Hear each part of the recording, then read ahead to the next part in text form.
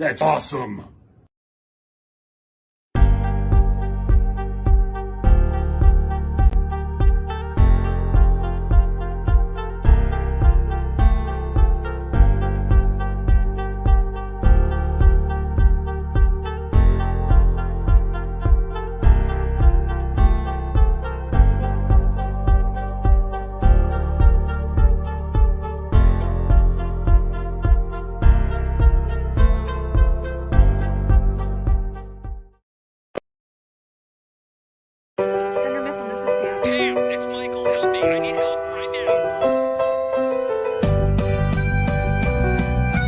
I enjoy having breakfast in bed. I like waking up to the smell of bacon, sue me. And since I don't have a butler, I have to do it myself.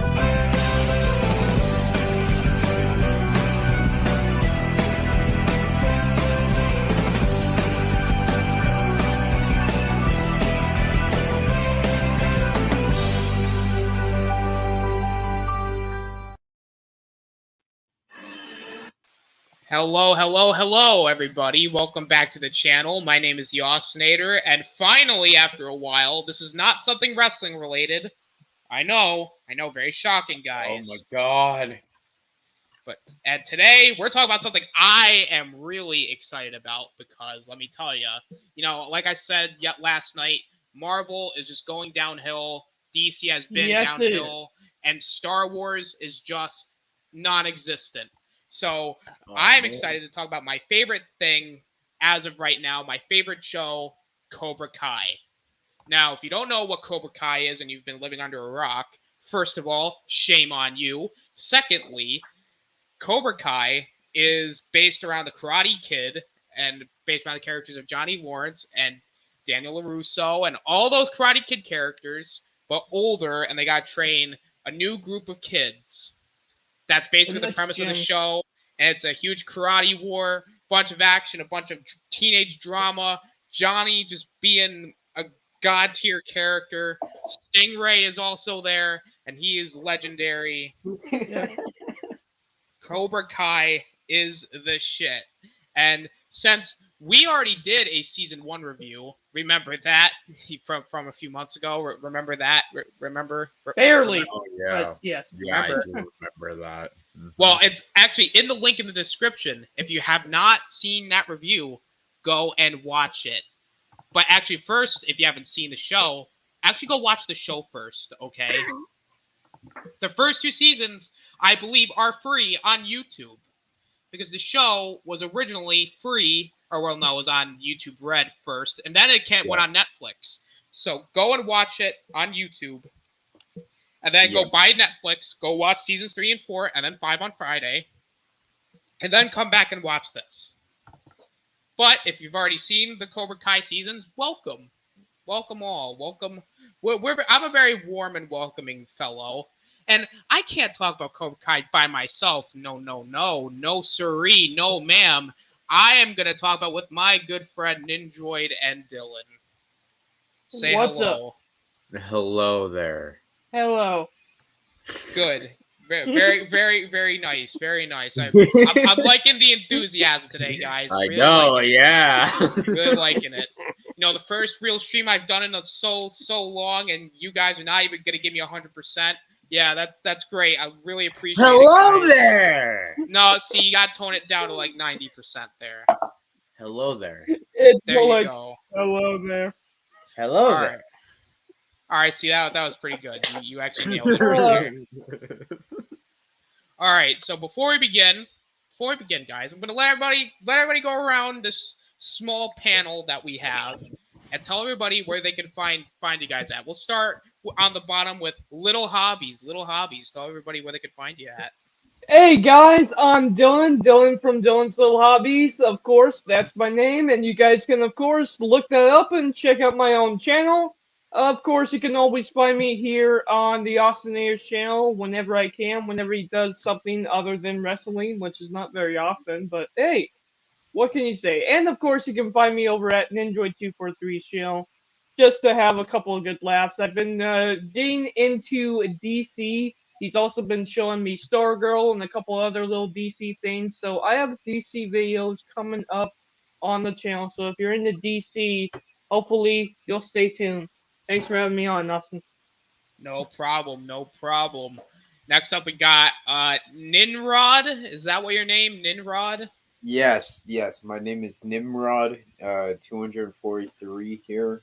Okay, We so got Kavari in the chat. if you guys don't know, I'm an idiot.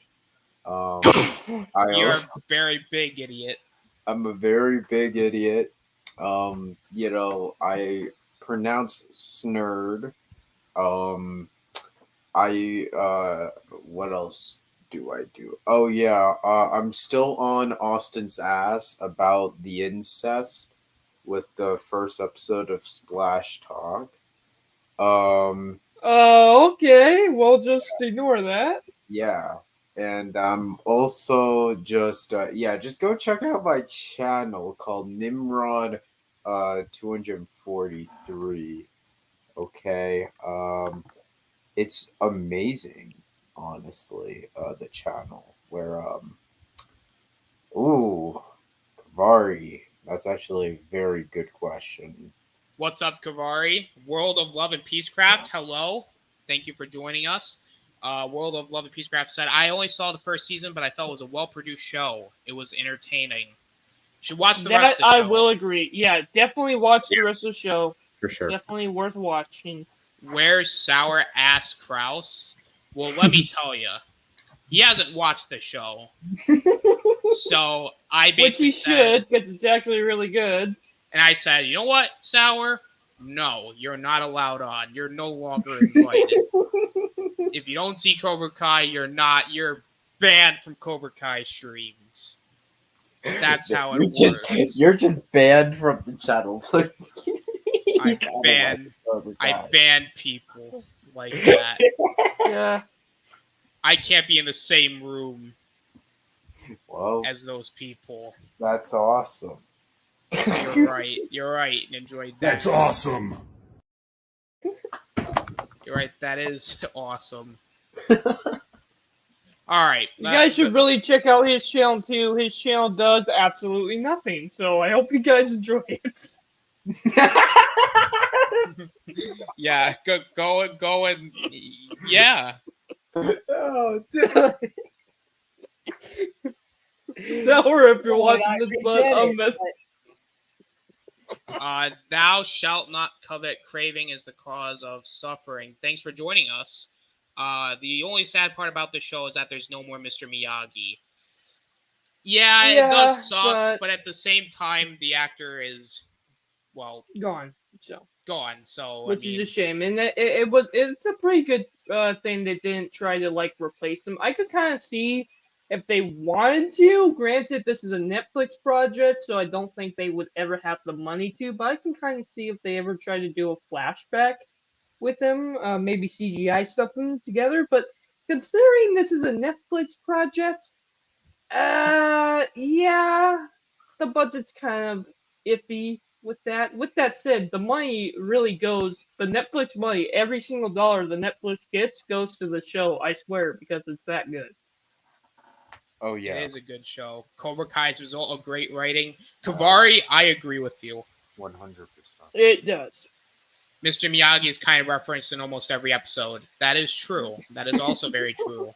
True. At least for the first, 2 seasons. I don't see very many references to him around season 4. During season 3 and 4, there's a lot of references. Well, I saw more references. That's all to that's out. Karate Kid. I mean, that's all that comes out of LaRusso's mouth.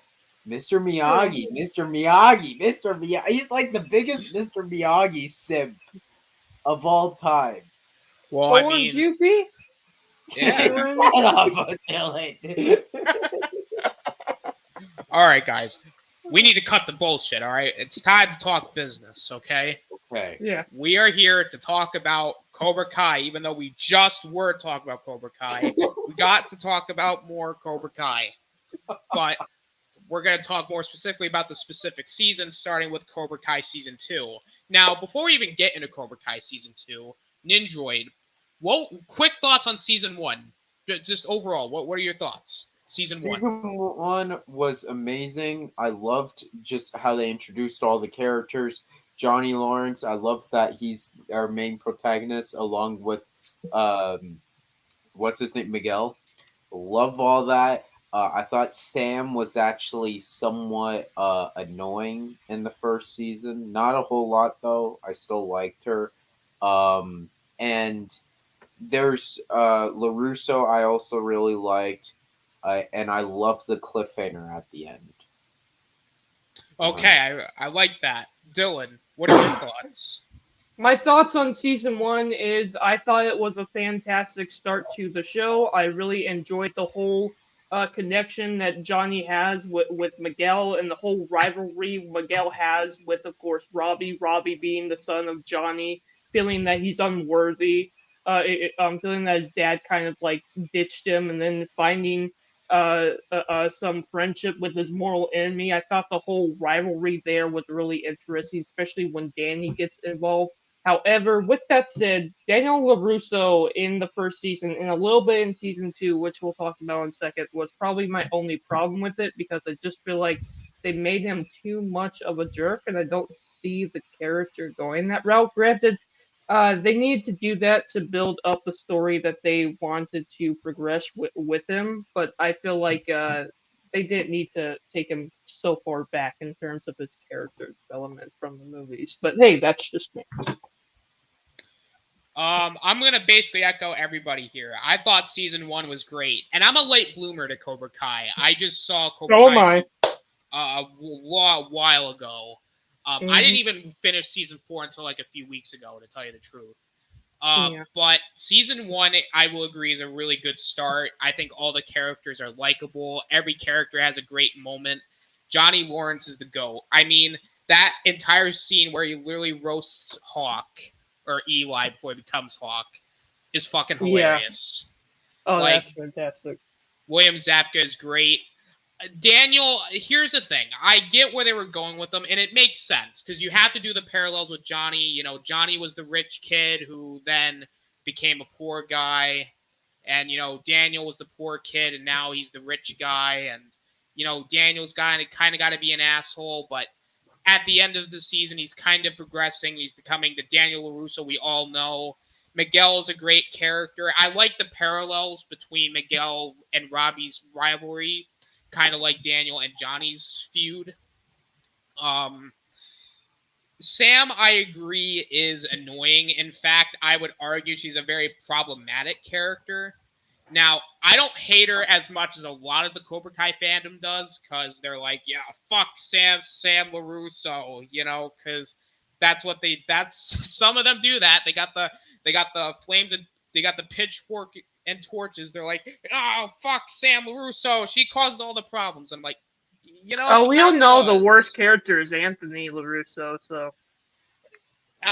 Maybe if season 5 is going to go the way I think it might, I think he might redeem himself a little bit, even though Maybe.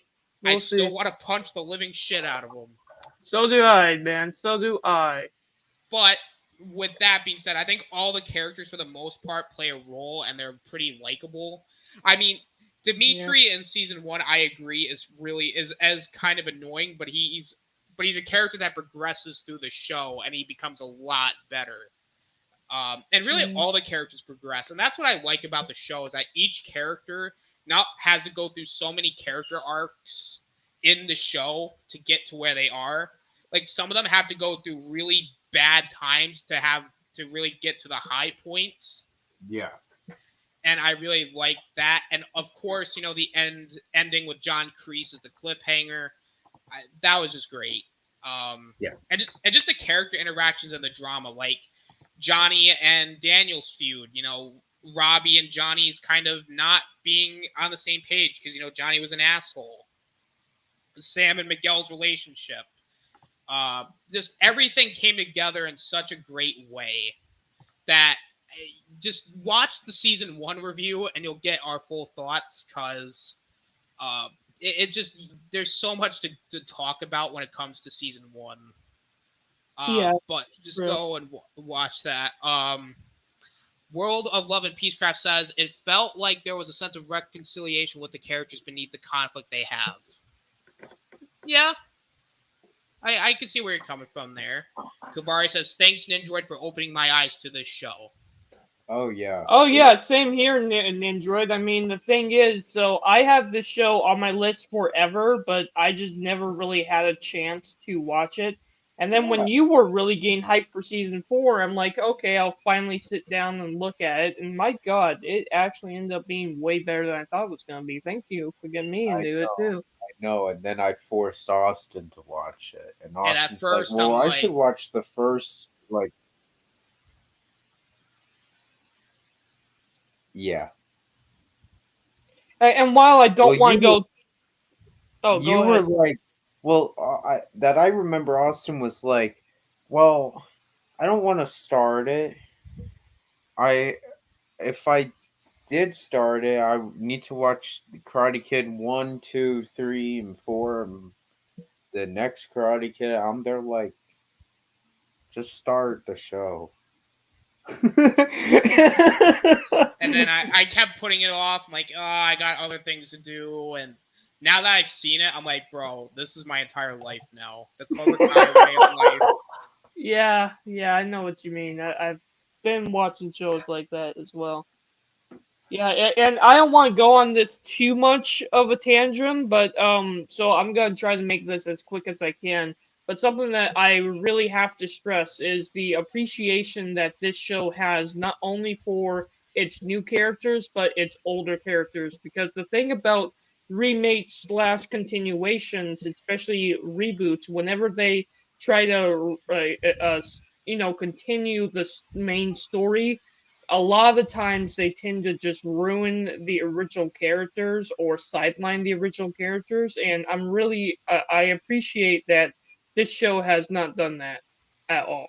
Like, okay, we can argue about Russo all we want, but this show really actually made the main two characters, Russo and Lawrence, like not only are they the main characters of the show, but my God, they actually are a part of the story here. It's not just the kids, which is fantastic to see. I agree. Good blend of old and new. I Hmm. agree with that. Thou shalt not covet craving is the cause of suffering says, my favorite part of season one was when Johnny Lawrence was having fun with his old friends, riding bikes. That was the last time they hung out for one of them who sadly passed away due to his illness. Yeah, Yeah, I remember that that that scene. was a really good episode in season two. We'll get to that when we get to that. Kavari says, Austin, I recommend Arcane. It's the shit. Well, Kavari, He's just gonna say that a million times. Kavari, I would watch Arcane, but I got other things on my plate right now. The biggest one being Cobra Kai season 5, of Yeah, course.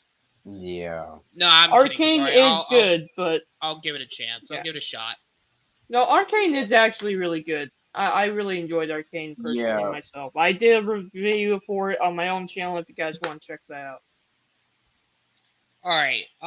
Now it's time for overall thoughts of season 2. And Dylan, I'll let you start first. What are your overall thoughts on season 2? Overall thoughts of season 2 is I really was surprised at how much they continued the story. Yes, from season 1. Season 1 was fantastic, and it really grabbed you, and you really just wanted to know what was going to happen to the characters next. But season 2 really progressed the story, especially with the whole thing with Miguel. Can I say spoilers? I assume so.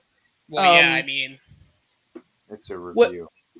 with Miguel being basically kicked off in that one fight and literally just falling and getting hurt and everything, like that was just like a huge shift for the story. That was like a huge shift for me in terms of my interest in the show.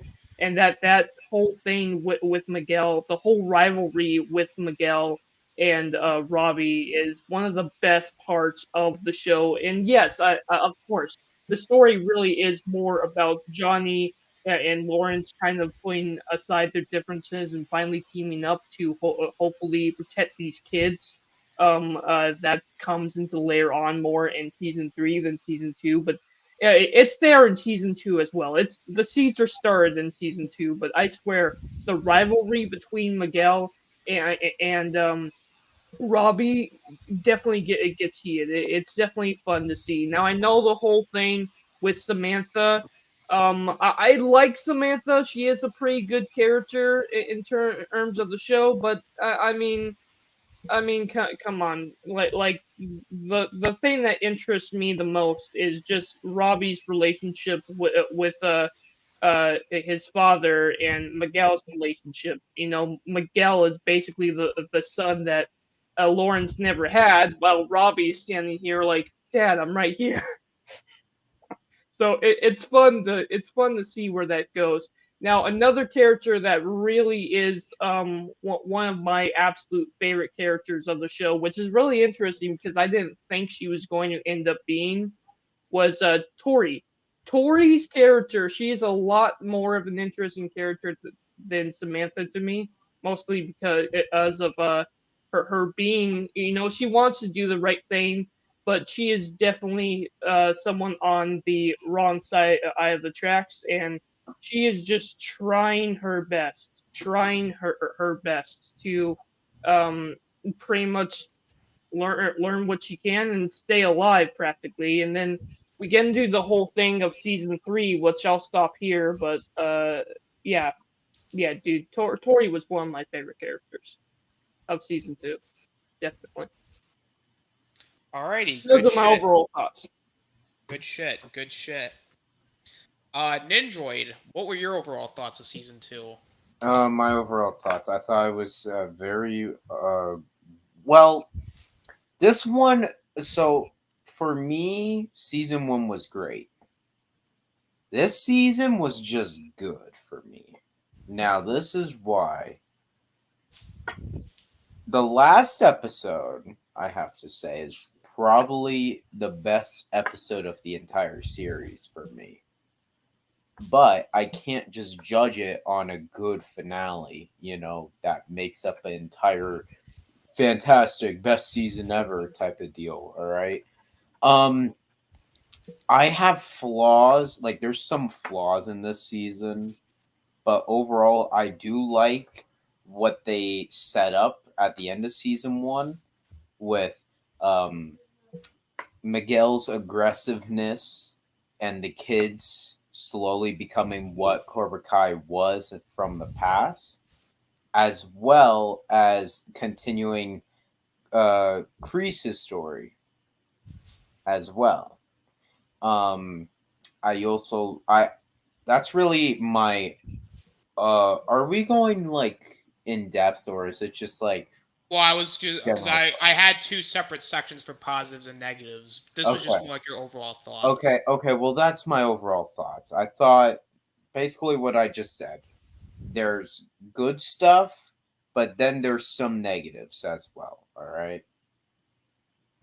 Okay. Um, I'm gonna basically echo the both of you guys. I personally, in my opinion, none of these seasons of Cobra Kai are bad. I will start up by saying that none of No. them are bad. Now, as far as what is the weakest season thus far, I'm gonna have to agree with Ninjoid. I think season 2 is probably the weakest season for me, and that's not a bad thing because I still think this season was still very good. It was 'Cause very grounded, at least. Yeah. yeah. I agree with Ninjoid. The finale is probably one of the best episodes of the show. And it is easily the best episode of the season. And there is still a lot of good here. I think the problem with season 2, it felt more like a bridge for season 3, and it's a good continuation of season 1, but it felt like it was setting up season 3, if that makes any sense. Yeah. Which, a middle season should do that, but I feel like it kind of, how would I put this? I'll just say it was a good continuation of season 1, and it sets up season 3 really well.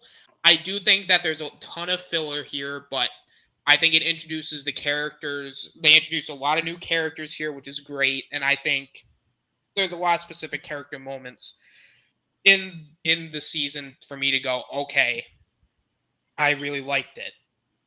So Yes. that's just my overall thoughts. I'll get into my negatives when I get into it because I have a few kind of like Ninjoid, but I'll get into my positives first. I think it sets. I think as far as a continuation of season 1, I think it did it perfectly.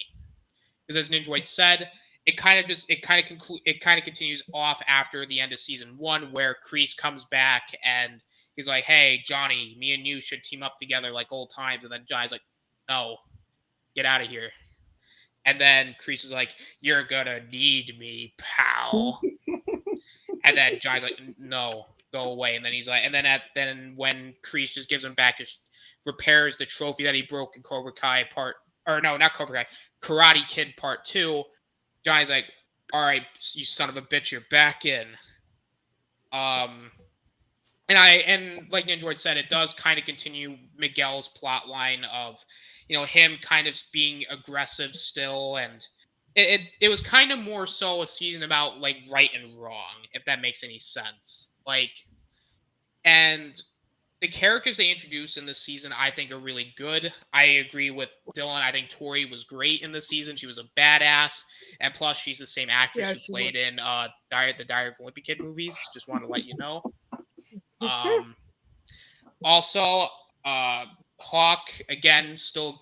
I think this is where you see Hawk, not necessarily at his lowest, but he's kind of a villain at this point. He's got which is actually really fun to see where his character is going in terms of Hawk. Hawk is my favorite character of the show in terms of the kids, at least, just because of where I know where his story ends up in season 4.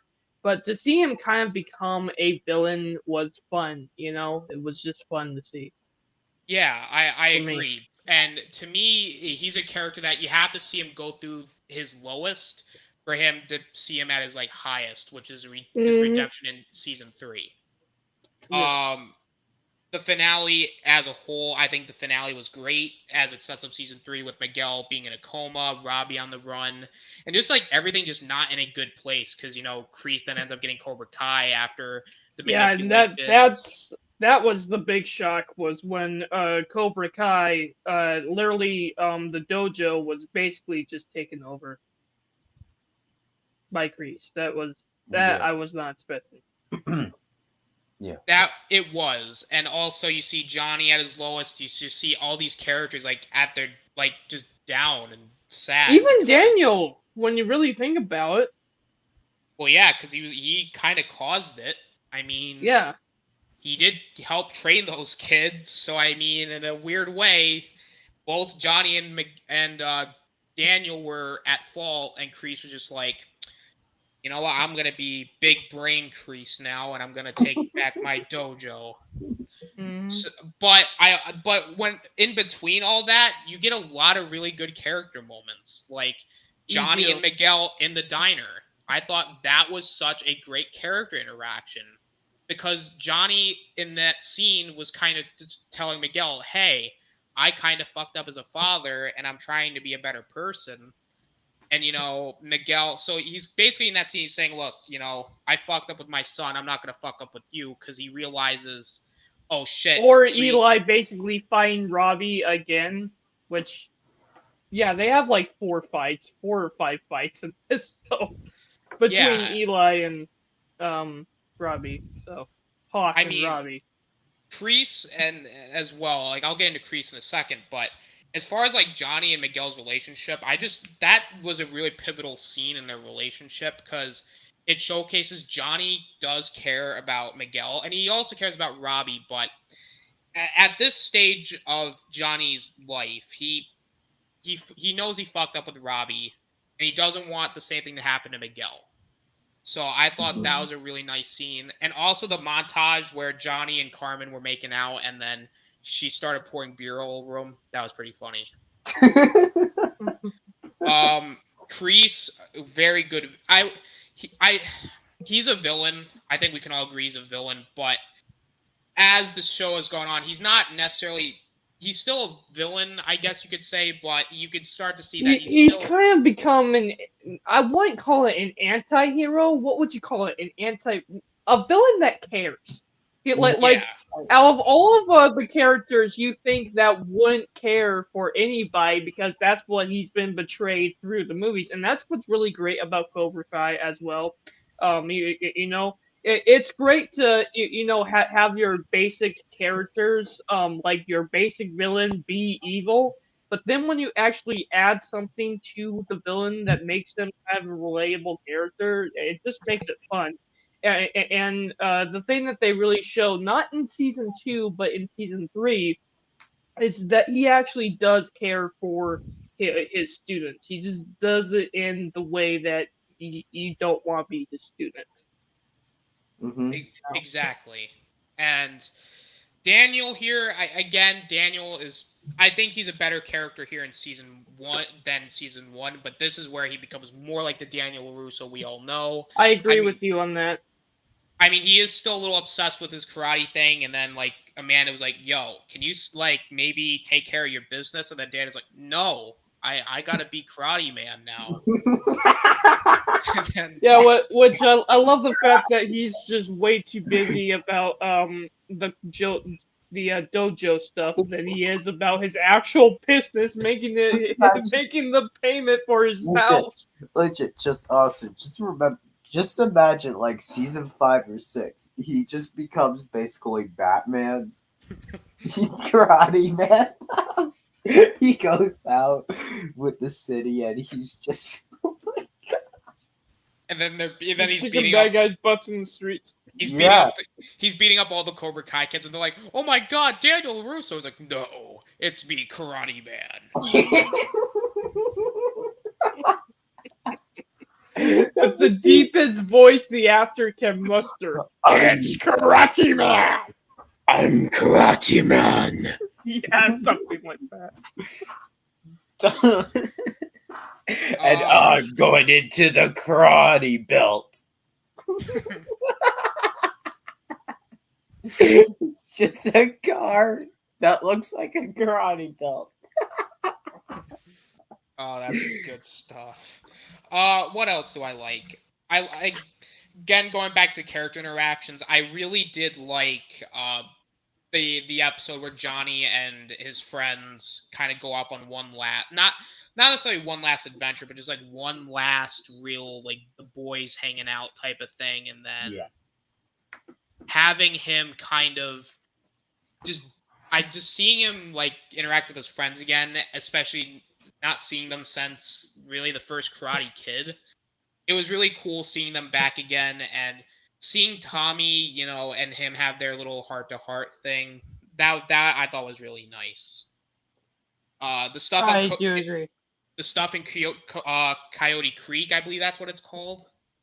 That I thought that was great. Also, the cement truck.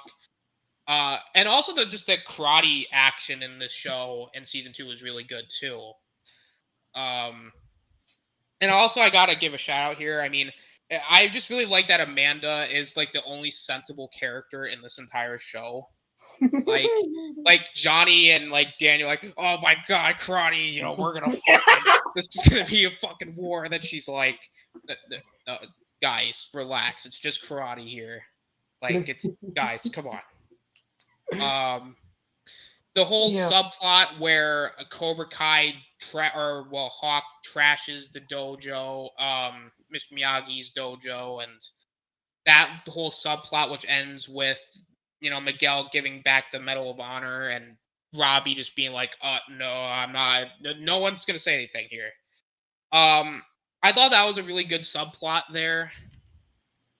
For it was a good subplot. Is again, it kind of further deepens the feud between Cobra Kai and Miyagi-Do, as well as just a lot of the stuff with just a lot of character interactions, and also the beginning of Dimitri and Hawks, like just further like splintering their friendship. I thought that was a really, like, all the character plots were really good for the most part, except for a couple which I'll get into.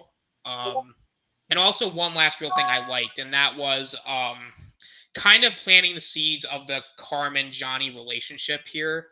I mean, we still get a lot of their relationship really isn't built up until season. Well, they really are not together until season 4, but they don't. But they technically get together in season 3.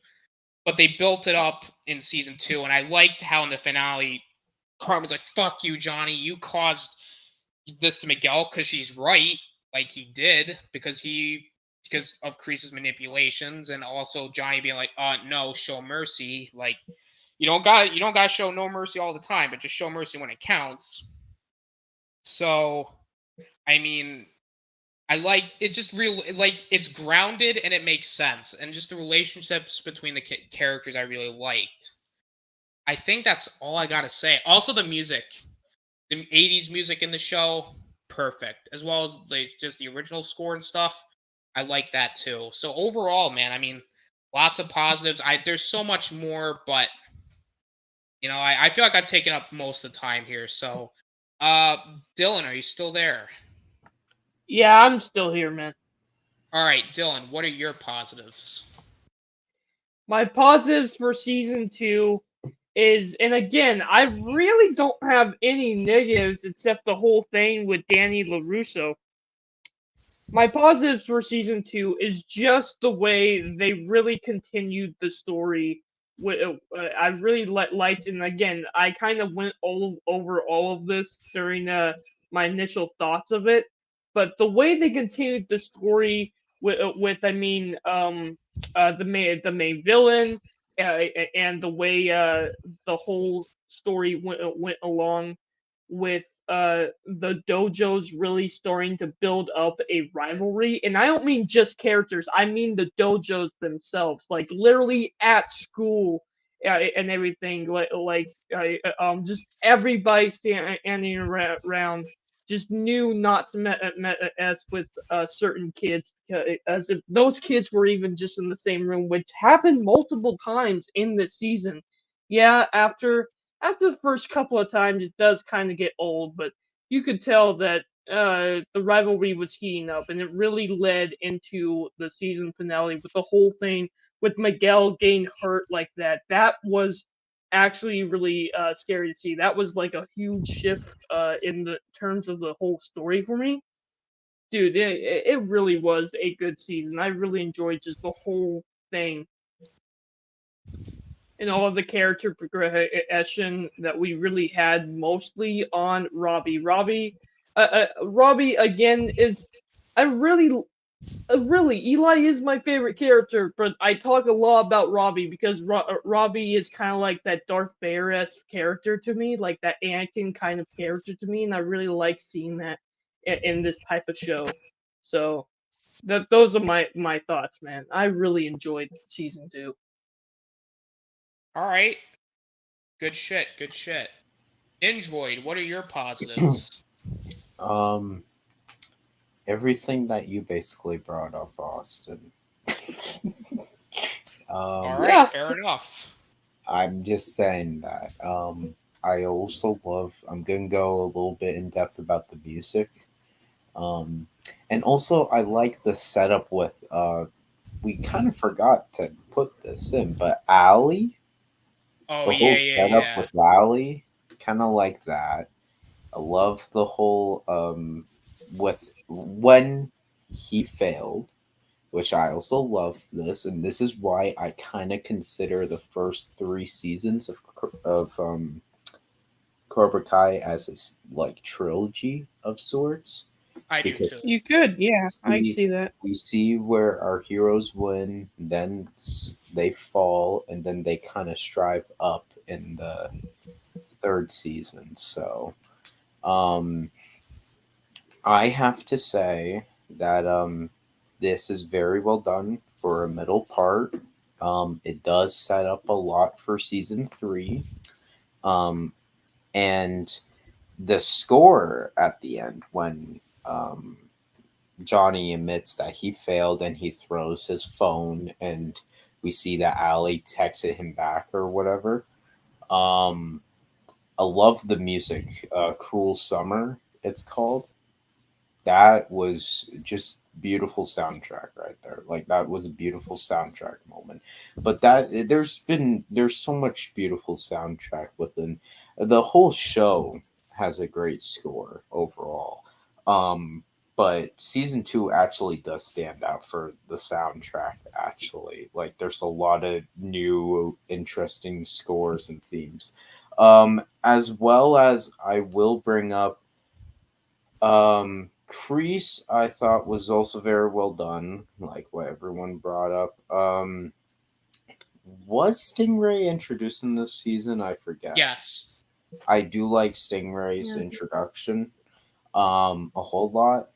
I just need you to remind me, Austin. And then You know it's great. Me and Austin kind of go into the whole story thing while Nindroid goes into the whole tech of it all, which is just great. That's why we have you here, Nindroid.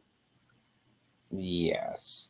Well, I look at it more as a writing perspective. That's the thing. Yeah. And storytelling. I have to.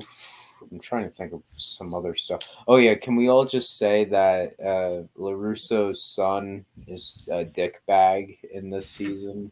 Like, I don't yeah, think my God. I don't like- even He think he's didn't in do this, anything really bad in this season, though. It was I don't even more think he's of in this season at all. No, he No, is. He's no, kind he of just a was. background He character. was. I He's think just he. more of a background character, though, Yeah, man. In he this was season, still he's a not much. dickbag. He's still.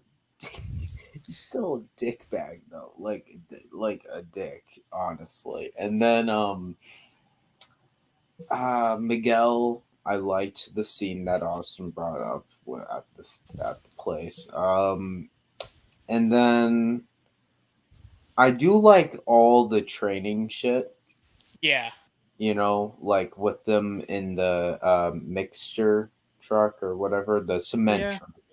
I You know what? really love that. I should have probably mentioned Scorpion because Scorpion was fun in this season as well. Yeah, that's true. That's true as well. I liked. I'm trying to think of what else. Okay, I do like. Um, what was the place that they went to? That roller rink. Was that? It was in season 2, right? Yeah, that's what it was. When Yeah, Miguel took Tori out on yeah, a I know what you're date. talking about. Yeah. Okay. Yeah. Wait. No. This is where I'm getting. I'm sorry. I forgot. This was the point that you guys might disagree with me, but I think so. During season 1, I thought, okay, what's his name?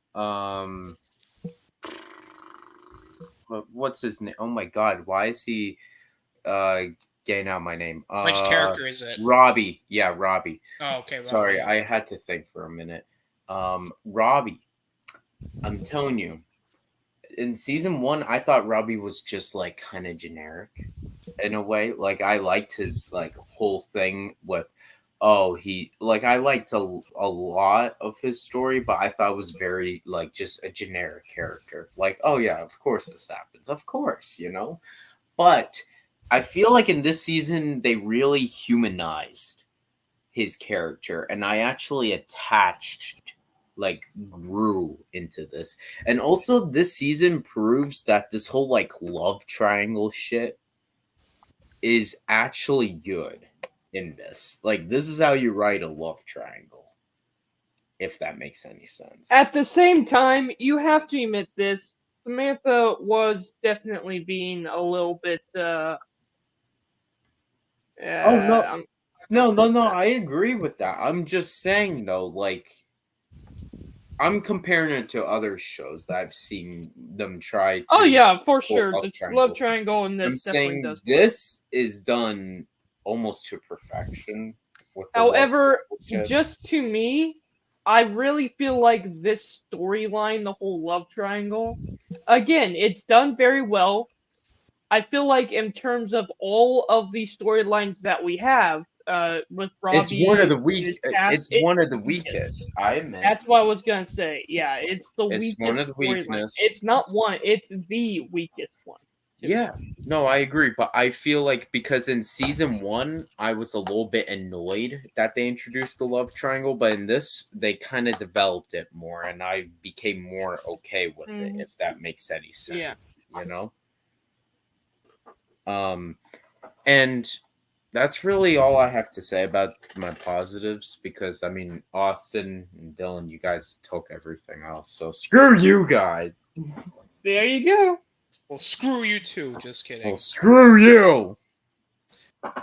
Before we get into the We all negatives, just hate each other. That's Yeah, certain. we all hate each other.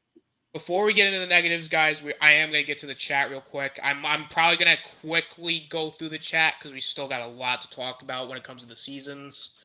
So I Yeah. apologize if it's like really, really quick, but I'm just trying to move the stream along here. Cobra comes in. By the way, Cobra Kai is a 93% on Rotten Tomatoes. The only time the critics did something right. Damn straight. Arcane was okay, I thought. Pacific Rim, The Black was a little better. Okay, I haven't seen that either. I mean, give them both a watch. Hate the fact they gave Kreese a sympathy backstory. Bad guys should have just remained bad guys. I'll get to that when we get to that. Speaking as someone who only watched season 1, did Johnny Lawrence transform Cobra Kai as a school for good, or did his old sensei keep it about mercilessness? It was originally for good, then the other sensei came in, so. Since this show is about martial arts in general, how about a side hypothetical outside of the show? Who do you think would win between Poe, Kung Fu Panda against Iron Fist from Marvel? Poe would win because he beat Tai Lung with the pinky. I would say Poe easily. Yeah. I would say Poe because he's the dragon. Warrior. Yeah, Dragon Warrior. Thank you. Kavari comes in. Dimitri is my favorite. Dimitri and Hawk's contentious relationship was intriguing. Very true. Hawk very is true. my favorite character, but Robbie is my second. Anti-villain is a thing too. That is true. Anti-villain. What's up, David? I like Johnny more than Daniel in this show because he seems a little more humble in the show. Absolutely. Okay, yeah, agree. anti-villain. I think that's the best way to call Kreese then. Anti-villain is what Kreese is. I agree. Yes. Now let's get into our negatives. And you know what, Ninjoid? Since you did such a great job with the positives, I'll let you go first. Okay, let me get into some of these negatives, all right? Negative number 1, which big boy smart me is now coming out. All right, so I do not like how in this season they kind of shifted from it was always like Johnny and Miguel's story. This was always their story. And then they kind of shifted it and they made the kids more side characters, like complete side characters. And they just kept on focusing on LaRusso and Johnny and Kreese, the three of them back and forth, in which I kind of wish if we got more from the kids' perspectives and all that, because that's what I disagree with that completely.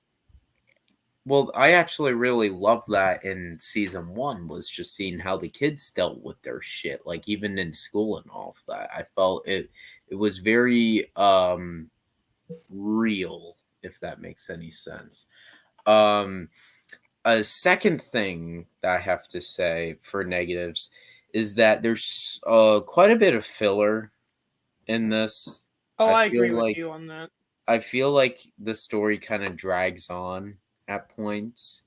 But it does create character moments. Yes, it does, but at the same time it just drags and it's almost like you're not getting entirely bored, but you're like, why is there like so many episodes in this goddamn season, you know? Another thing, I'm trying to think of what other negatives do I have actually with it. Sam was a little bit more annoying in this season. What else was there? Honestly, I'm trying to remember, but there's like something that feels off with this season if you watch it. Like it just feels like some of the acting at points is even a little bit bland, in my opinion. Not all of them. Like Johnny, especially is still the background characters. I agree with that's you what on I the mean by that. Like the background characters, some of the acting just does not. It doesn't feel like they have the same energy that they did in season 1 with even the kids at points. Hawk. I wish if they did a little bit more with Hawk in this season because I actually really like Hawk. Dimitri was better in this season. I'll say that.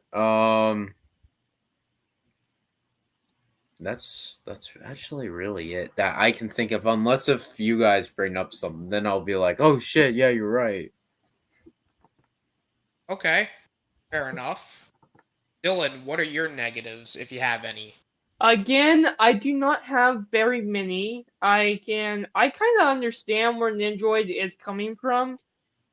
For me, it's not necessarily a negative because you know I'm one for story, and I always say a good story deserves some good romance, and I'm not against that at all. I just feel like out of all of the storylines we have, I'm much more interested in finding out more at this point, not knowing season 3 yet.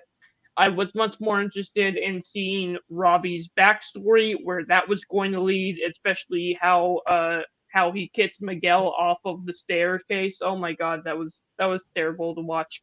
Um, I was more interested in those storylines than I was the romance, the love triangle. Really, uh, again, I don't hate her. I don't hate her, but Samantha was kind of getting on my nerves. Like it was like, come on, girl, just pick a guy and move on. Like, come on. I don't really care for this storyline. I want to go back to find out more about Robbie's past, which we did in season 3 and 4. I want to find out more about Lawrence and how Danny and him was ever going to get along, because there was certain moments during the season 2 where I really felt like they were at the very least starting to become friends. I know that may sound weird because this was still season 2, not necessarily season 3, but there were definitely hints as to where their relationship was going to go in season 3. To me, so I was much more interested in that than I was the romance. Now, the one thing I will say that was an actual negative to me, same thing with season 1, is again, while yes, they were progressing his character back to the Danny Luisho that we all know and love, I really felt like he was just being way too childish in this season sometimes for me. Like, Danny, you're like an adult. You've been through this. You're what are you just going back to teenage years? Come on, like grow up, man. I'm sorry for ragging on Daniel LaRusso so much, but seriously, what they did to his character, I understand why they did it. They needed to bring him down a little bit so they can build him back up, but I just didn't think it was necessary. And here's why. We see that in season 2. Again, it's not till the end of season 2 that they fix that. So that those are my only negatives. What about you, Austin? Well, my negatives are gonna kind of be a blend of what you guys have already said. I agree that this season does have filler, but there it is good filler. It's not pointless filler. Like, it's filler to a degree. Like, it's still progressing the story. I agree it does drag it out a little too long.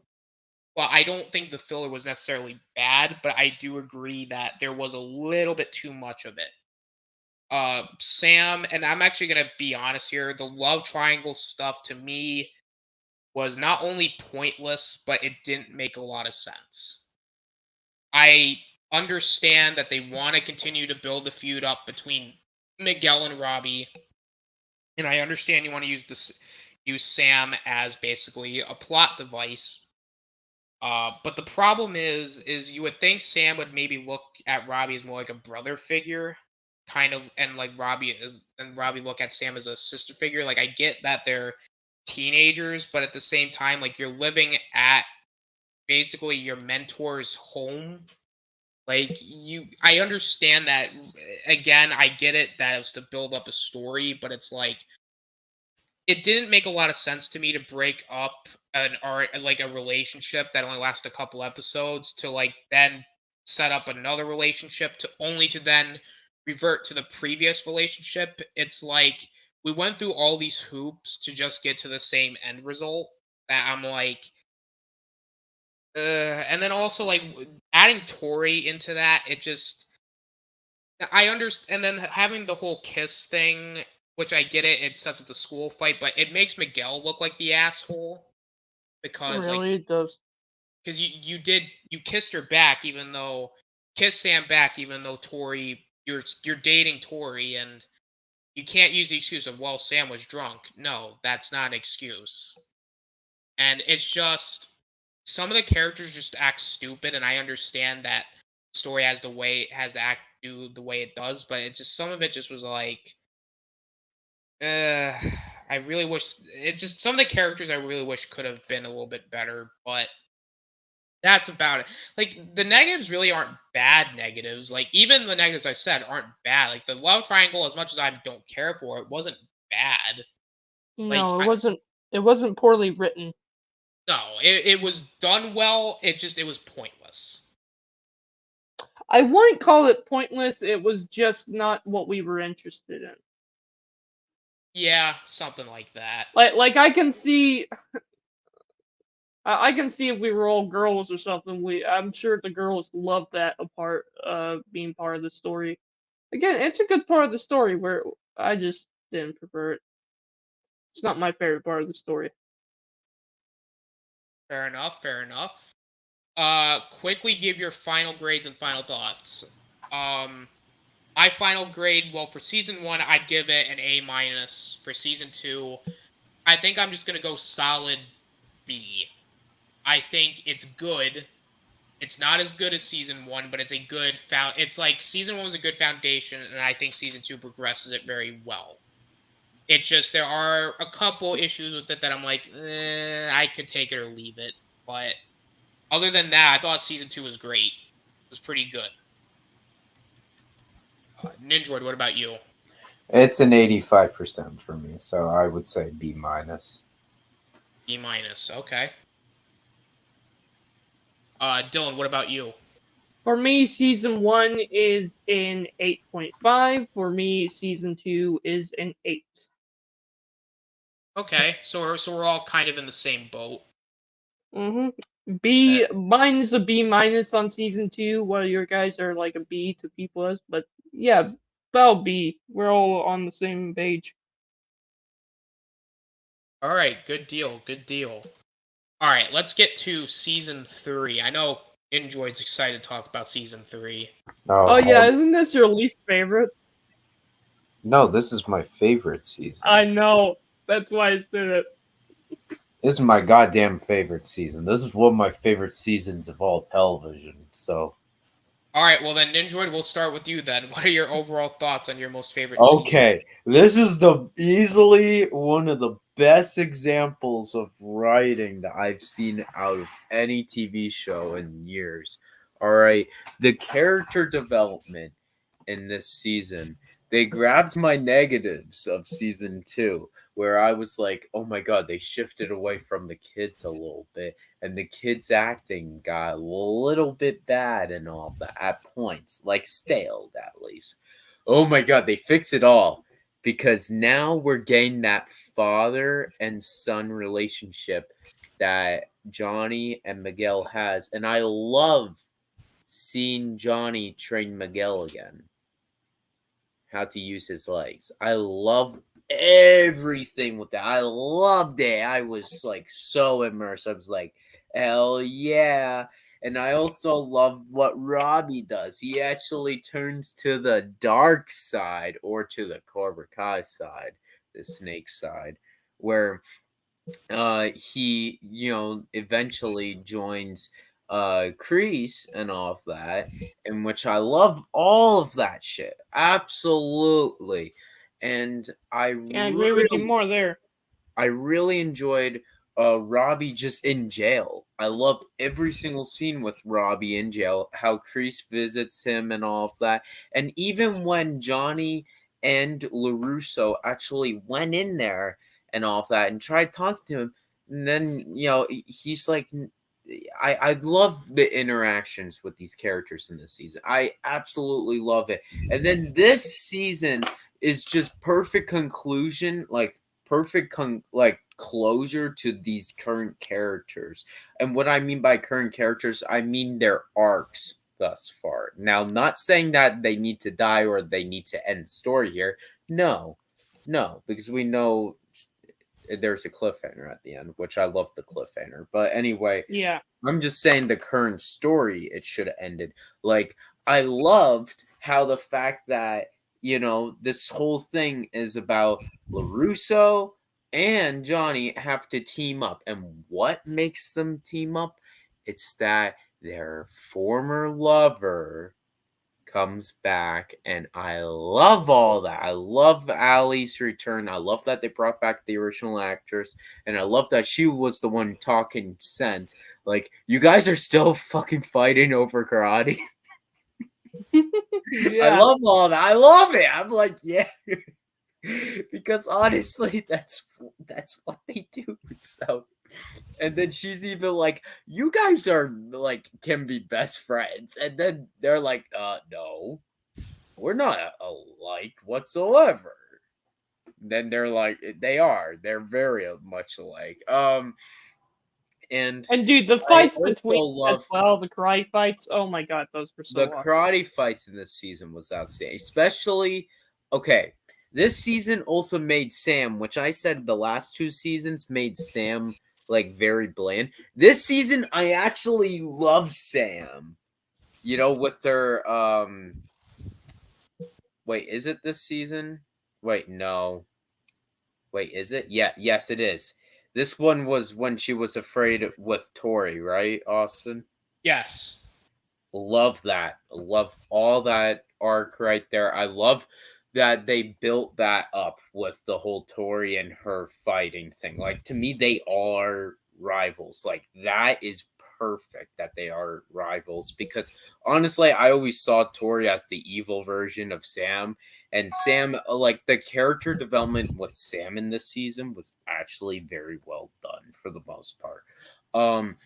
As well as I really enjoyed, so I already covered most of the characters, but Hawk's redemption, it easily is like my favorite scene of this entire damn You season. and me both. All right, I love how Hawk just remembers what Johnny said when he sees Dimitri gang being up during that whole house fight at the LaRusso's household.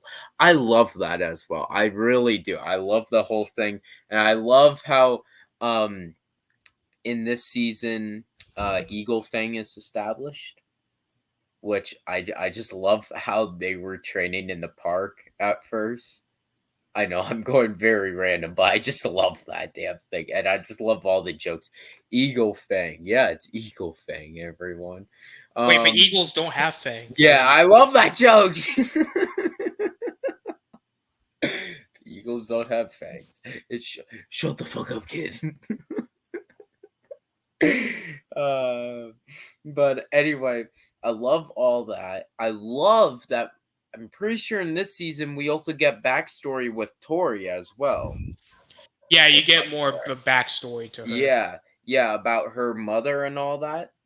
Yeah. Love all that, where she has to go, she has to work, and she's all like, I love the character development from her, and she's almost like the person that has to depend, like her family is depending on her for everything, like for the bills, for the taxes, for the house, the apartment itself, and all that. Like, I love all that. I really enjoyed Kreese's backstory as well in this season. Kreese's backstory, I think, actually improves upon the character, and actually him making him like sympathetic and all of that, because honestly, I'm a sucker to see villain origin stories.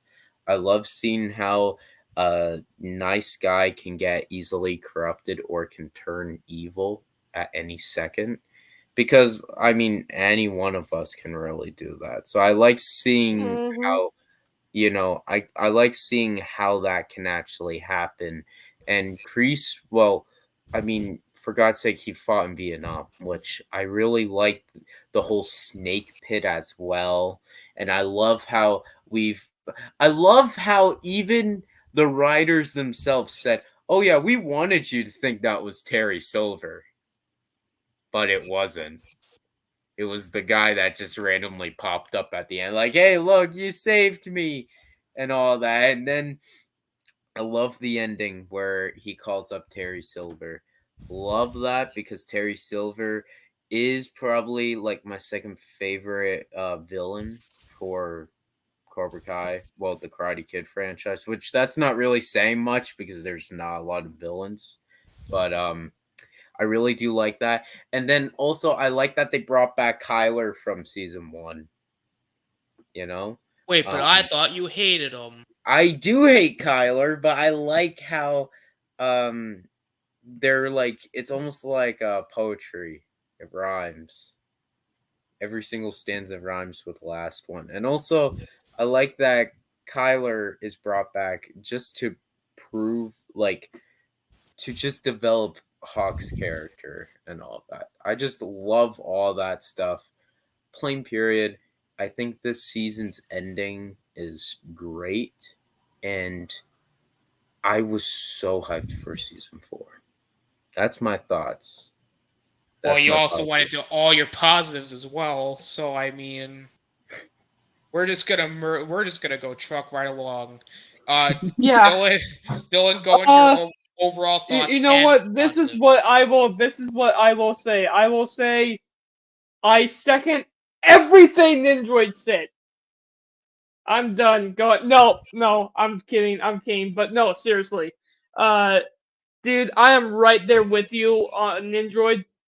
What they did in season 2, they only built upon in season 3. Like the story progression we have, and I love the whole thing with Daniel being the only one who's like really kind of searching for Robbie, trying to find out where Robbie is. Now I know his father cares about where he is, but you know he's a lot more worried about Miguel being in a coma. And dude, when Miguel finally wakes up, and you know the whole thing of whether or not he's ever gonna walk again, let alone fight. Man, that was really really well done, really well acted as well. Yeah, and the whole thing when he puts his shoe on fire. Oh, dude, that was actually. I'm actually surprised that didn't work. That was actually really interesting to see, and I loved the whole training and the fatherly relationship that he has with Miguel as well. And then just on the back end of Robbie realizing that, seeing that, uh, eventually not only turning to Daniel and saying I'm out here, he actually just you know because as of the whole crease thing with him in jail. Dude, it's just such a fantastic story. I could go on and on about it, but obviously Nindroid has already done that for us. I will say this though, the best part of the whole thing to me was, and maybe it's just because that's the part that I focused on the most, but Eli's redemption. Eli really has an interesting character arc when it comes to the entire show, with him kind of being the one with the messed up lip, kind of being the joke, to him actually stepping up and fighting for himself and his friends, becoming the Hawk, and in season 2 taking that too far to the point where because really it is Kreese's fault, but he is learning to fight, be ruthless. And finally, does he realize that that is not the way when he sees his own friend be basically beaten to death. He finally realizes that he cannot do that. He still wants to be Hawk, he still wants to be strong, but he doesn't want to be just a bully, which is something that is great. He has a great character arc within the story. That's why Hawk is my favorite character of the show. Scorpion gets a couple of good lines in the show as well. I do like Scorpion, even though there's not much of him within season 3. That's all I have to talk about. Austin, it's your turn because Nindroid stole it all from us. Yeah, you both of you took all the wind out of my sails. Damn. I guess I'm gonna try and do the best I can to echo everybody. Yeah, no, I agree. As far as this season as a whole, this is actually my second favorite season. It was my favorite season, but there's another Then season season 4 came out, right? yes, and there's a season that I like more than this. But this season was excellent. Like Nindroid said, this was basically the conclusion to the trilogy in a sense, where it still left enough open for season 4, but it kind of wrapped up a lot of the characters' arcs from the first 2 seasons. I think it. I like how season 2 left off, and it continued it the way it should have went. You know, Johnny was at his lowest. Everybody was at their lowest, and you see as the season progresses, you see them kind of triumph in a sense. Like they don't actually triumph, but it's like they win some of their personal battles. And again, the Miguel and Johnny relationship here was done excellent. Like I just think the actors just have really good chemistry. And William Zabka and Xolo does a great job at kind of having that father-son relationship, even though they're not related yet. It shows you how close they've gotten from being mentor mentee to now being kind of like the son that Johnny always wanted, and he does have, but he just doesn't like the other son. So he's like, "Fuck it, I'm just gonna take this other kid under my wing." And the stuff with Johnny helping Miguel, get up from the wheelchair and helping him walk again, that stuff was great. I mean, again, comedic gold, but at the same time, very heartwarming. Daniel in the season was great too. He was at his lowest as well, and seeing him kind of build himself back up again, and I believe he goes back to Osaka, and just reconnecting with Chosen, and also the what was her name? Now I'm slipping up with names, guys. God damn it! Now I'm pissed off about it. Now you have me kind of confused on who it is.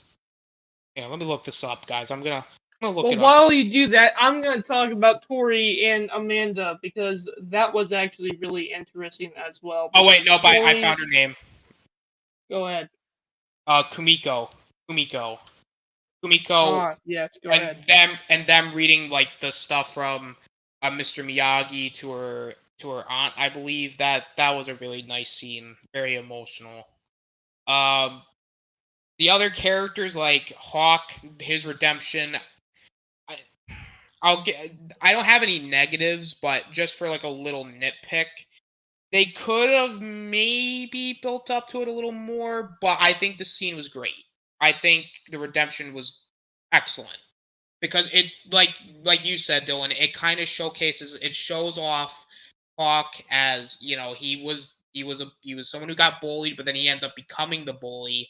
But then he realizes, oh, well, I'm kind of a fucking asshole. And seeing Johnny like talk down to him in the school, saying like, "Hey, you're being an asshole, and you need to remember where you come from." It was actually a really nice redemption. Him saving Dimitri. It's also a really relatable character arc, I feel. Yeah, and it kind of comes full circle because at the beginning of the season, you see Hawk break Dimitri's arm, but then in literally the last episode, you see him kind of go full circle and actually save Dimitri, and they're best friends again. And Dimitri is just like, "Hey, I forgive you right away," because they've always had that really close relationship that he was willing to forgive Hawk for any misdoings he's ever done to him, because he's still, in a weird way, he still loves him. They're still best friends. Sam, I agree with what Nindroid said. I think Sam definitely improved as a character here. I think she's actually at her best in this season. I think she's also really good in season 4, but as far as at her best, I think she was at her best in season 3. Especially with her going through all like she's scared of Tori, and she has to kind of, when she fights Tori again, she actually overcomes the odds essentially. Yeah, dude. Her and Miguel getting back together. it's like one of those things I wish that maybe they have kept Miguel and Tori together for at least another season. Because I feel like, because that was kind of my problem with the first 3 seasons. It's like they put the character into a relationship with another character, and then they break up, and then they're in another relationship in the span of like a few episodes. It's like I wasn't a big fan of that, especially with like I understand why they had them break up in the show, and I get it. Like at the end of the day, Miguel was kind of an asshole, and Tori didn't really respond to it well. But I feel like there are better ways to go about it. But that's just me. Although it was satisfying seeing Miguel and Sam get back together because you see Miguel in the earlier like in season 2 where he's still hung up on Sam, and you can tell Miguel still cared about her, but he was still like under the Cobra Kai influence, and Sam was kind of in her own way.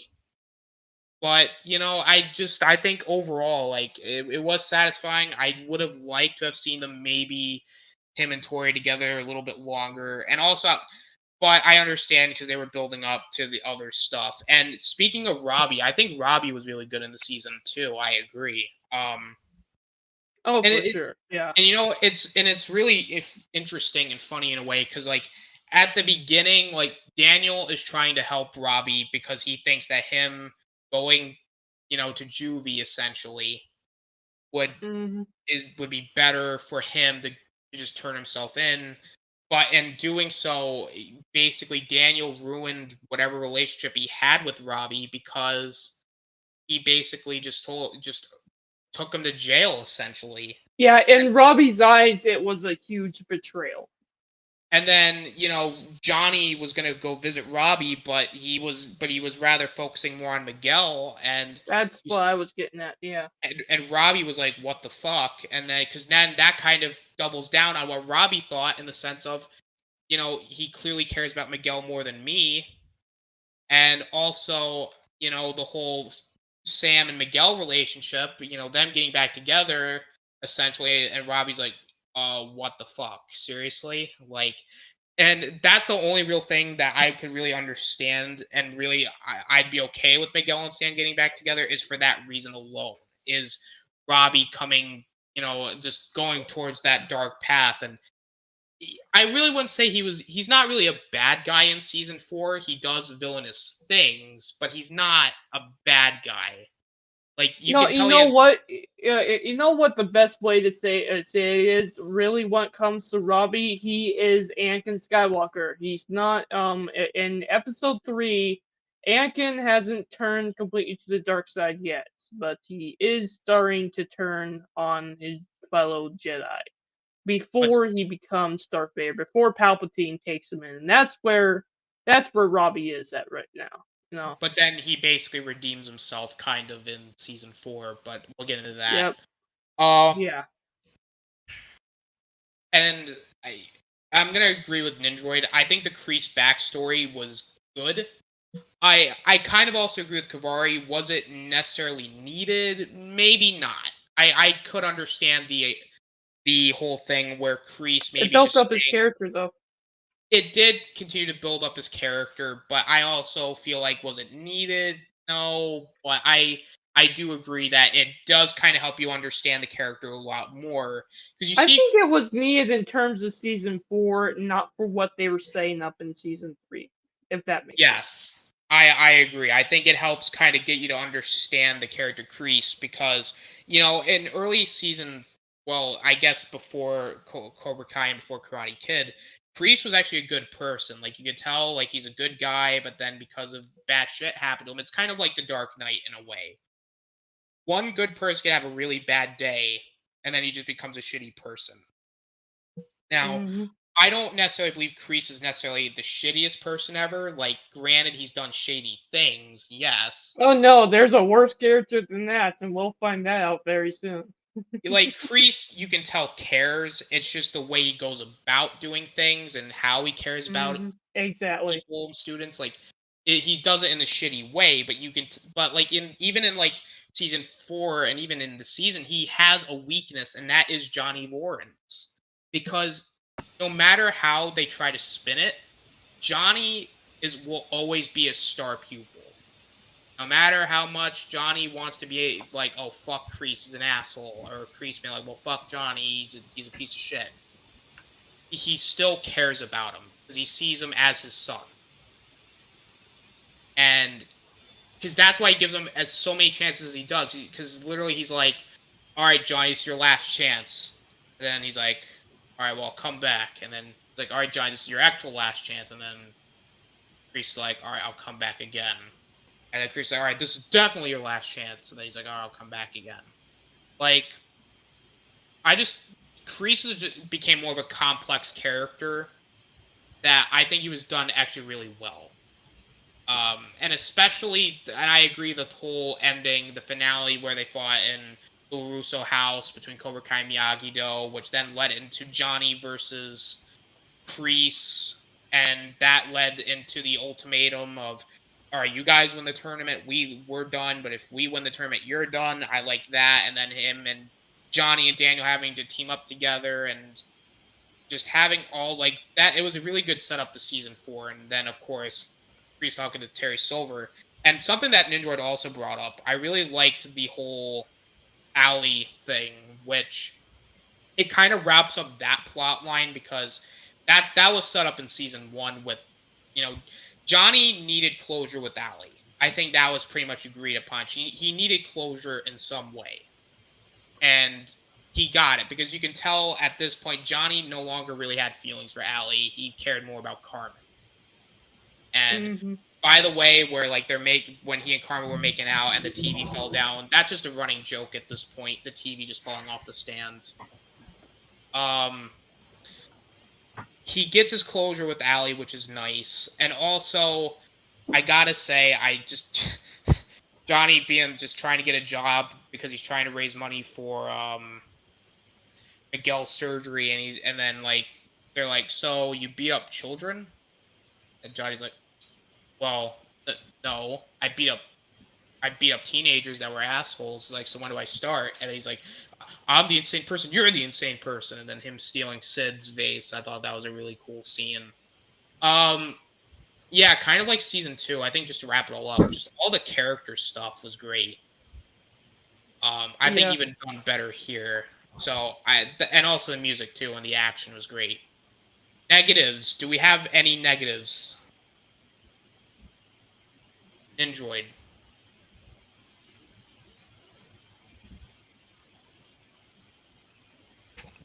Ninjoid.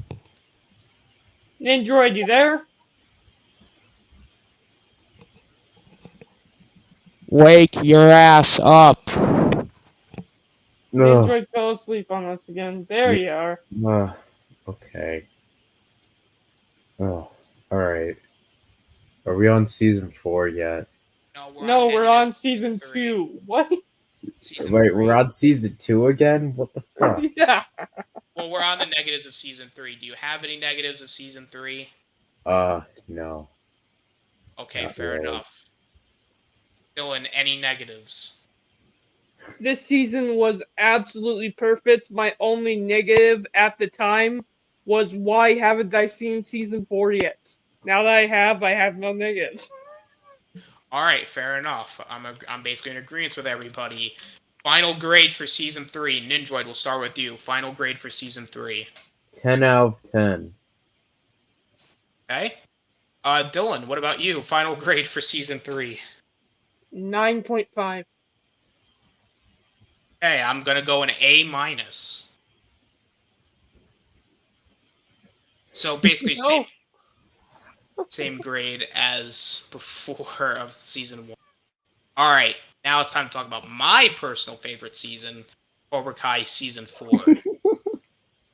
Now, you know me in season 4, we don't get along. All right, the number 4 is usually the kiss of death in TV history. Like Arrow season 4 True.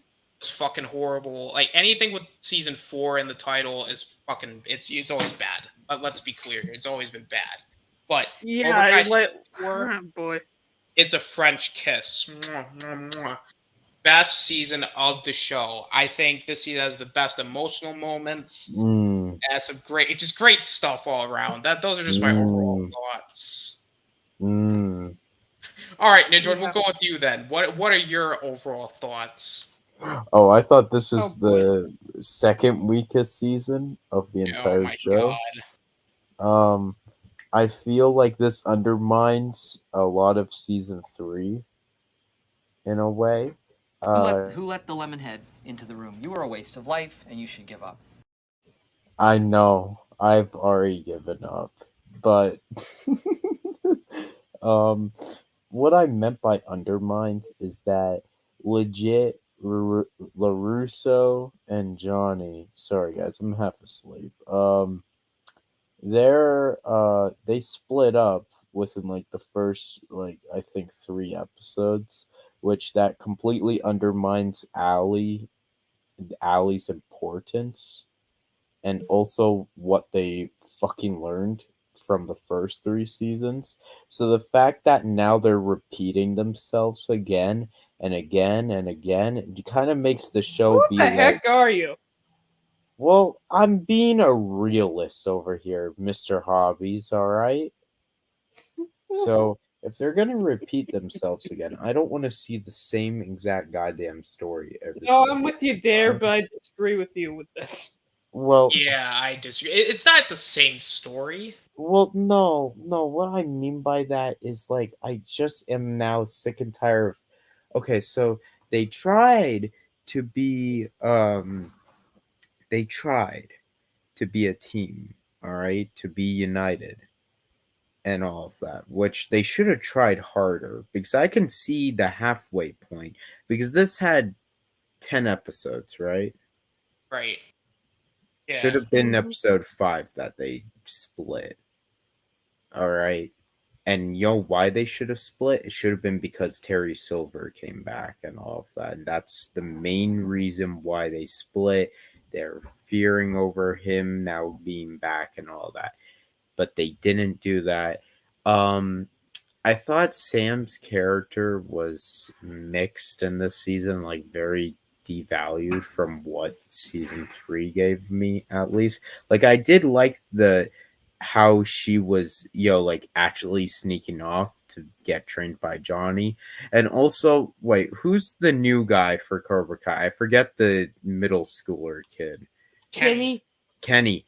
I love Kenny. He was amazing in this season. And also, I loved Robbie just teaching him all this stuff as well.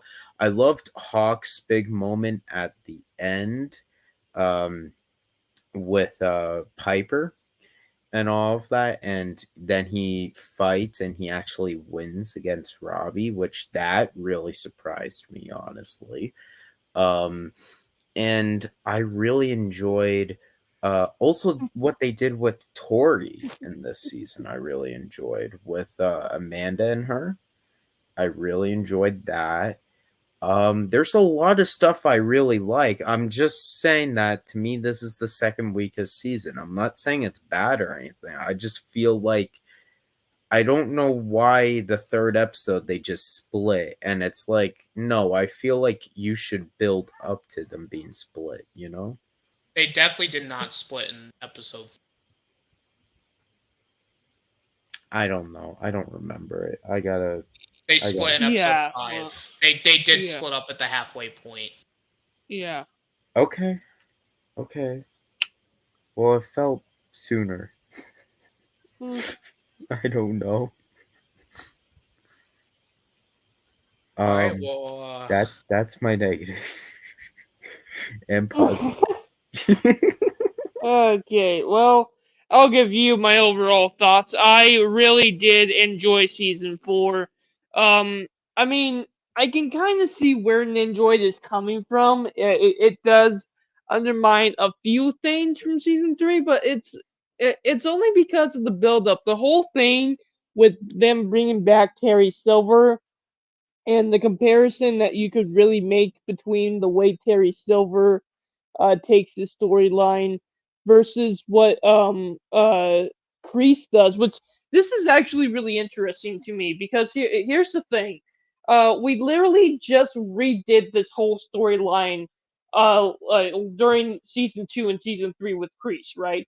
But I like the twist on it because Now, again, because of what season 3 did with Kreese's character, giving him some type of backstory, it seems like we are actually going to turn him into like an anti-villain as well, which is going to be really interesting to see from me, because it's going to be they were setting it up in season 3, and we are seeing that in season 4, and I can't wait to see in season 5.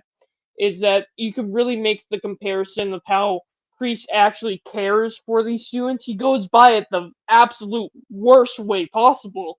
But then you have Silver, who is just there just to be evil, just to be a villain. He does not care at all. And once he gets there, the whole thing with him talking to Tori, and Tori even is starting to notice there's a huge change in it, but she's just going by it because she doesn't feel like she has a choice. She has to be the bad girl, right? Everyone looks at her to be the bad girl.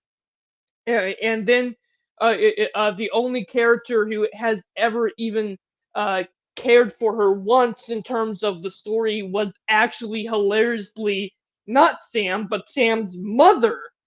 Was really interesting, because then you can make the whole comparison there between what's going on with Robbie and Miguel and Johnny Lawrence. So that's an interesting comparison there too. I really like how they're toying with that on both the guy's side and the girl's side with this season. And what one of my biggest fears with season 5, dude, is if they try to turn Silver into a good guy. I don't want that to be, because if they do that, it will undermine Kreese. I really want them to build up Kreese in season 5. My overall thoughts for season 4 is I enjoyed what they were doing. I enjoyed the karate lessons. I enjoyed how they really learned that they needed to understand both fighting methods um, uh, between, of course, Cobra Kai method and the dojo method. So yeah, I really enjoyed this season. I think you're nuts. I agree. I understand where you're coming from, Ninjoid, but I think you're crazy. I think you're crazy because they're building up so much for season 5 with season 4. I feel. Well, in terms of my positives, because I'm gonna say this. I disagree with Ninjoid here about them splitting up the way they did. I feel like it makes more sense the reason why they did. It wasn't because of anything like personal. It was just more like because Johnny was taught a different way than Daniel. Daniel was taught a different way from Johnny, and they tried to understand each other's points of views, but they could not get along. That's what happens. Water and oil just do not mix. So when you try to teach two different styles, and when your teaching methods don't make any sense because they're trying to teach their class, because Johnny's trying to teach They're his basically kids, teaching the opposite when you really think about it. exactly, instead of coming together, they're still stuck up in their old ways. So then they're like, well, fuck this is pointless, we're just gonna And that's where the kids make their own decision and try to take what they learn together and actually make a difference, only to fail at the end of season 4 as well, which is really interesting because that builds up season 5. And I will say, in terms of like the character stuff is great too. Like the Miguel and Johnny stuff, like you knew it was gonna get to that point where, because Johnny's dating Carmen, like Miguel fears that it's gonna change their relationship. Which it sort of does at first, but then Johnny's like, look, I'm still your sensei, like nothing's really gonna change, even though it sort of did. And then at the end, where you see Miguel kind of confide in Johnny, like Johnny, Miguel thinks Johnny in his, like, I still believe Johnny does care for Miguel, but because Johnny was drunk and he was humiliated by Silver and he felt horrible about what happened with Robbie, he said he loved Robbie and he didn't say I love you to Miguel. And Miguel felt like, wow, that kind of sucks. And in genuine honesty, the whole Miguel and Johnny relationship, I hope they kind of explore that more in season 5. Like, I at least want it like resolved. Like the Robbie and Miguel stuff is not going to be resolved in season 5, I don't think. If they're gonna resolve something, well, I guess the Robbie Miguel stuff I feel like is going to be at least somewhat resolved. Because the only real feud I can see going into season 6 at this point is Sam and Tori. Because I feel like there's still a little bit left there to kind of build more off of, I guess you could say. And I believe in all second everybody. I think Tori and Amanda had a really great just overall like just character stuff because you see Amanda finally see like Tori and she's had a shitty I would say a shitty life up to this point. I mean, she has to work shitty jobs to help her family and Amanda doesn't understand that at first and then when Tori gets fired from her job and Amanda's like, "Oh shit, I did this." Amanda tries to help her and Tori's like, "No, go fuck yourself. Like just because you give me groceries is not helping me in the long run. Like yeah, it's temporary help, but I got to have stuff long term." And so you finally see them come to an understanding in a way and at least before the tournament. And Sam is a character here, you see Sam kind of become like not necessarily overconfident, but you see her grow her confidence. Whereas Tori's more obsessed with defeating Sam because she was embarrassed about the house fight.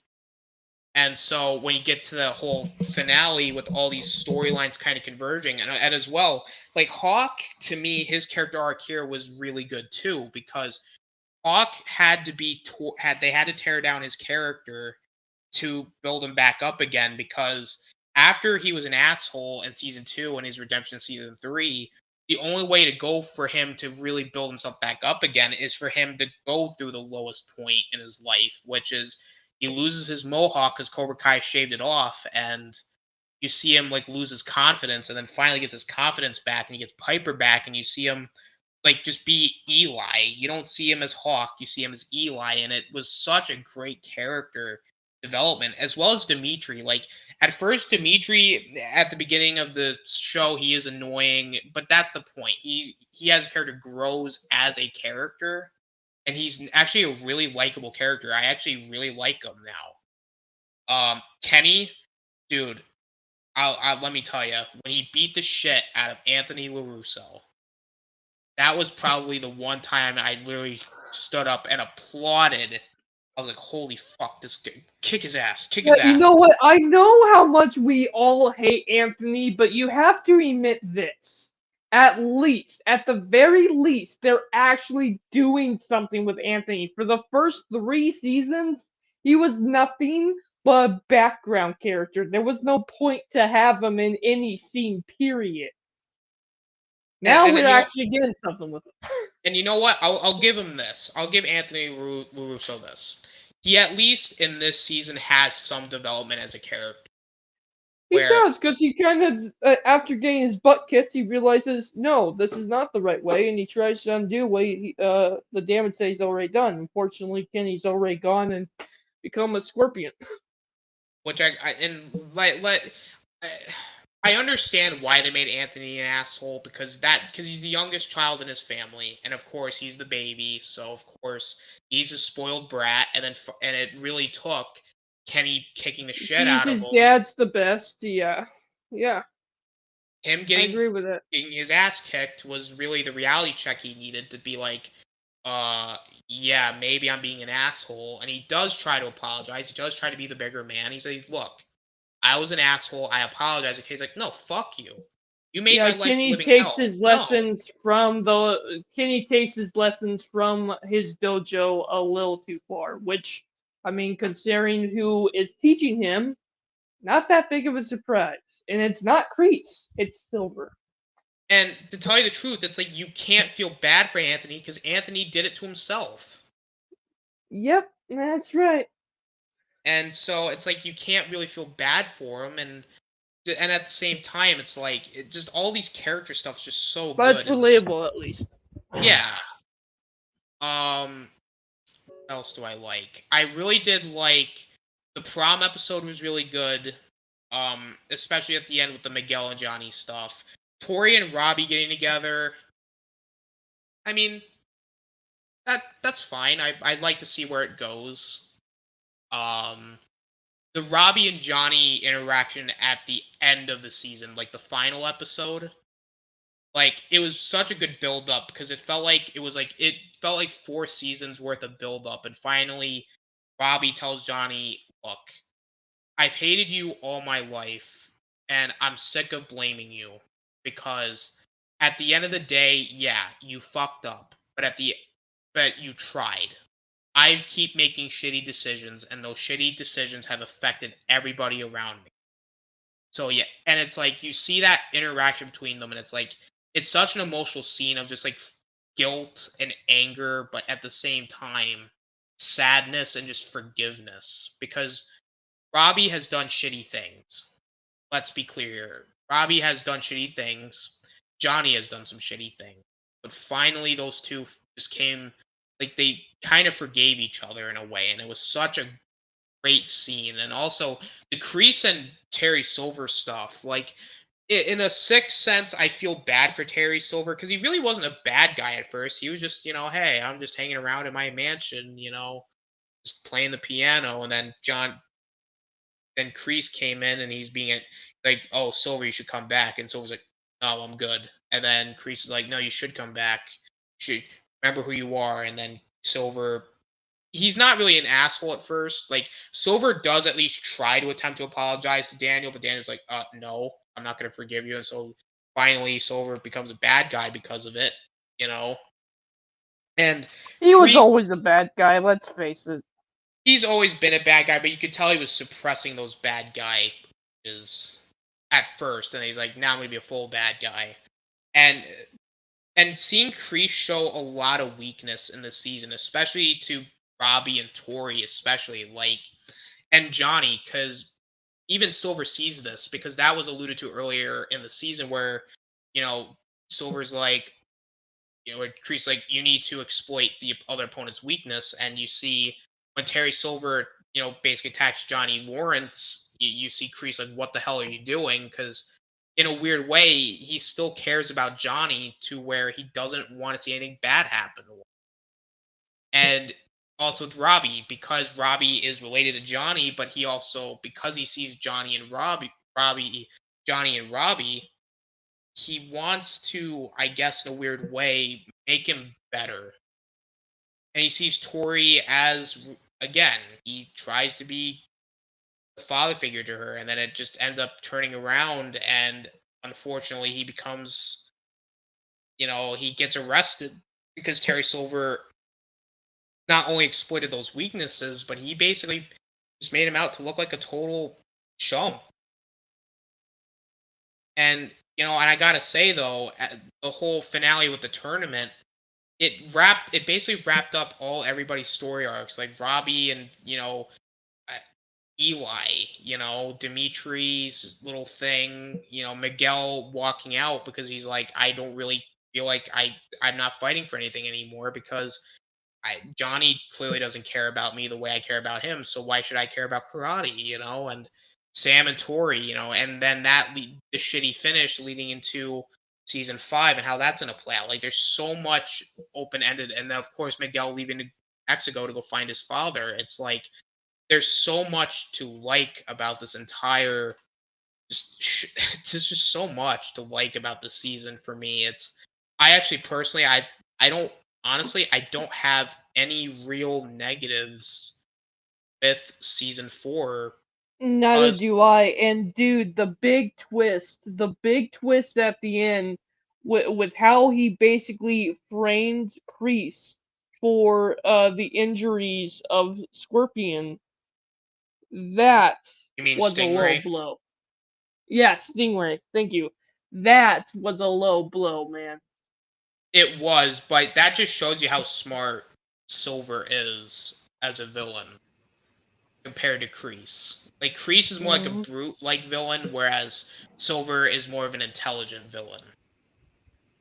Yeah. Which I just like that kind of Vader and Palpatine type of thing, where where first Kreese thought he was in control, but at the end of the day, it was actually Silver who was basically manipulating everything. Or at least from season 4, like he basically played Kreese the entire time, and then he's like, "Oh yeah, fuck it, you're goodbye, see you in jail," type of thing. Yep. I have no further use of you, so you're done.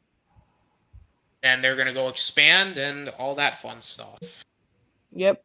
Meanwhile, we have our main team that is on just the brink of failure. I mean, they literally just failed. They literally lost, and they don't even have a dojo to stand up together anymore. After what the uh the snakes did to their dojo, it was a huge mess, bro. I can't wait to see what happens in season 5. I'm intrigued to see how they're gonna do everything in season 5 too. I mean, they also introduced Piper into the show, which I think Piper's cool. I just think we need to see a little bit more of her, so I can really make an opinion on her, because we only really see her for like a Yeah, couple episodes. I'm So interested in seeing where Tori, um, I'm interested to see where Tori's character lands because we do get a hint that she did want to stop, but she couldn't because Silver Major. And I'm really interested in seeing where Kennedy is gonna land. Is he just gonna continue being the villain that he's turned into, or is he gonna start realizing that this is not the way he should go, and maybe we'll get another Hawk kind of character out of Kenny. That's what I want Kenny to be. I want Kenny to be the Hawk character for season 5. I agree. And Nindroid, since me and Dylan don't have any negatives, do you have any positives? I had a lot of positives. I think I already listed all of them when I was doing my overall review. My only negative is right now season 5 is not out yet. My biggest negative with the entire thing, because now I feel like an idiot, because honestly, you gotta realize I binged season 4 back to back, so it felt very short when they broke apart, at least when I binged it. But with all that I have to say, my main negative is that honestly, it's just that. With positives, though, everything else. I actually loved all the characters and all that, and I still love this. Like, you're gonna be surprised of what score I'm gonna give this. I probably will. And you know what? Let's just get into our final grades here, because we basically just talked about everything in season 4. I'm gonna start with me. I personally, this was an A. I think this was a really good season. I can't wait for season 5. Dylan. This is a rain I give very, and I mean very sparingly. At first, when I first reviewed it, I gave it a 9, but after thinking about it, especially after hearing about Tonight Man, rethinking about it, I really do think it deserves a 10. Do I love this season? I really do. I love the story. I think if it's not a 10, then it's a 9.9 for me. Okay. Android, what's your grade? It's a 9 out of 10. Okay. Yeah, I know. You guys are like, oh, this is the season 4 hater. And it's like, guys, I said I liked it a lot. It's just that I felt like it undermined season 3 a little bit. And keyword, I said a little bit. And it's like, yeah. But no, seriously, I really did enjoy it. It's a 9 out of 10. And it's still my third least favorite thing because season 1, I also give a 9 out of 10. Season 3 is a 10 out of 10 for me. And season 2 is like an 8 out of 10. Like, even like the weaker seasons aren't bad. It's just it just comes down to preference. Yeah, exactly. All right. Well, I'm just glad we got it all out of our systems before season 5. Yeah, because season 5 is gonna be great. I hope. I hope so too. I really, dude. Cobra Kai is the only thing I'm excited about. Why did you say I hope? When you say I hope, it doesn't happen. The reason why is because, look, the writers are amazing, the show is amazing. It's still a company that it's still Netflix. I love Netflix, but it's Netflix. You know, um, like here's the thing about Netflix.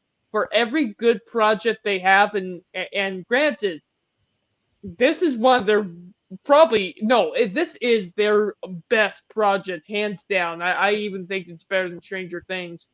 Um, for every good project Oh Netflix yeah. puts out, there's 100 bad projects, and I really hope season 5 is at least on par with season 3. Because if not, I'm gonna be mad. Mm-hmm. I don't think it can beat season 4, but it better be on par with season 3, or else I'm gonna be mad. But hey, it's also Netflix. Well, actually, speaking of season 5, before we wrap up, does anybody have any like final predictions for season 5? Um, If I could I predict one thing, I think what's gonna happen is I really think that, so I'm not gonna say Silver is going to change into like a good guy or anything like that. I think by the end of the show, though, they are going to end up changing his mind.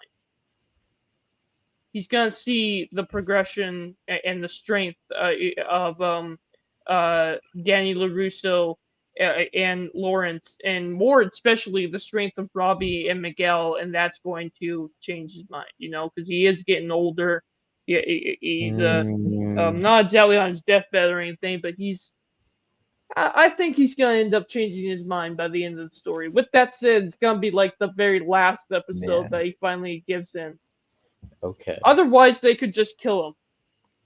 So my predictions, I think the whole show is gonna end at season 6.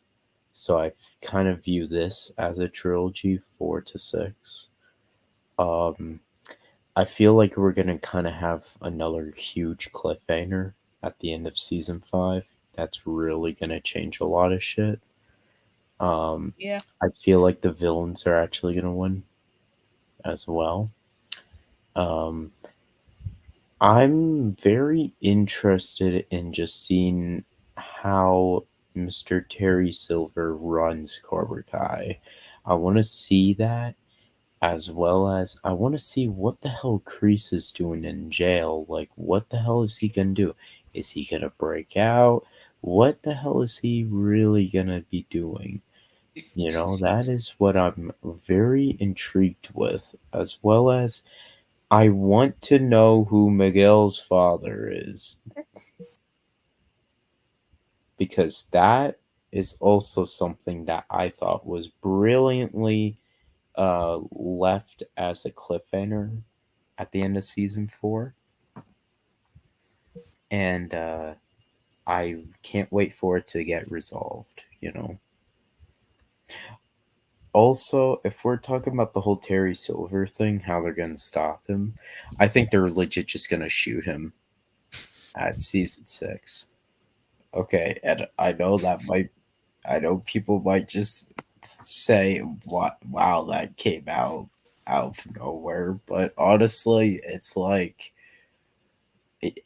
if he's really like the Palpatine, which they kind of made him in season 4, yeah, I don't think you can really just convince him. Oh yeah, you can be really good.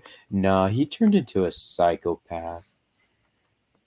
You know, after all, he just fucking framed Kreese, and now this is like gangster mafia shit. So yeah, can't wait.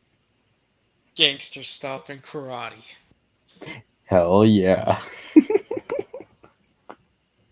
Meanwhile, Kreese is building up an army in prison. And then LaRusso's becoming the karate man with Chosen. Bro, Which if they ever do that, Daniel's gonna be like, and here comes my sidekick, Karate Boy, and then out comes Johnny. Johnny's like, LaRusso, I told you once, and I'm gonna say it again. I'm not your goddamn sidekick. No, they'll call him Eagle Fang. Because But Robin Eagle. Yeah, no, just Eagle. Yep, there's Eagle. yes. My predictions. Actually, I'm gonna kind of maybe argue this, Ninjord. I think they're gonna go up to maybe season 9.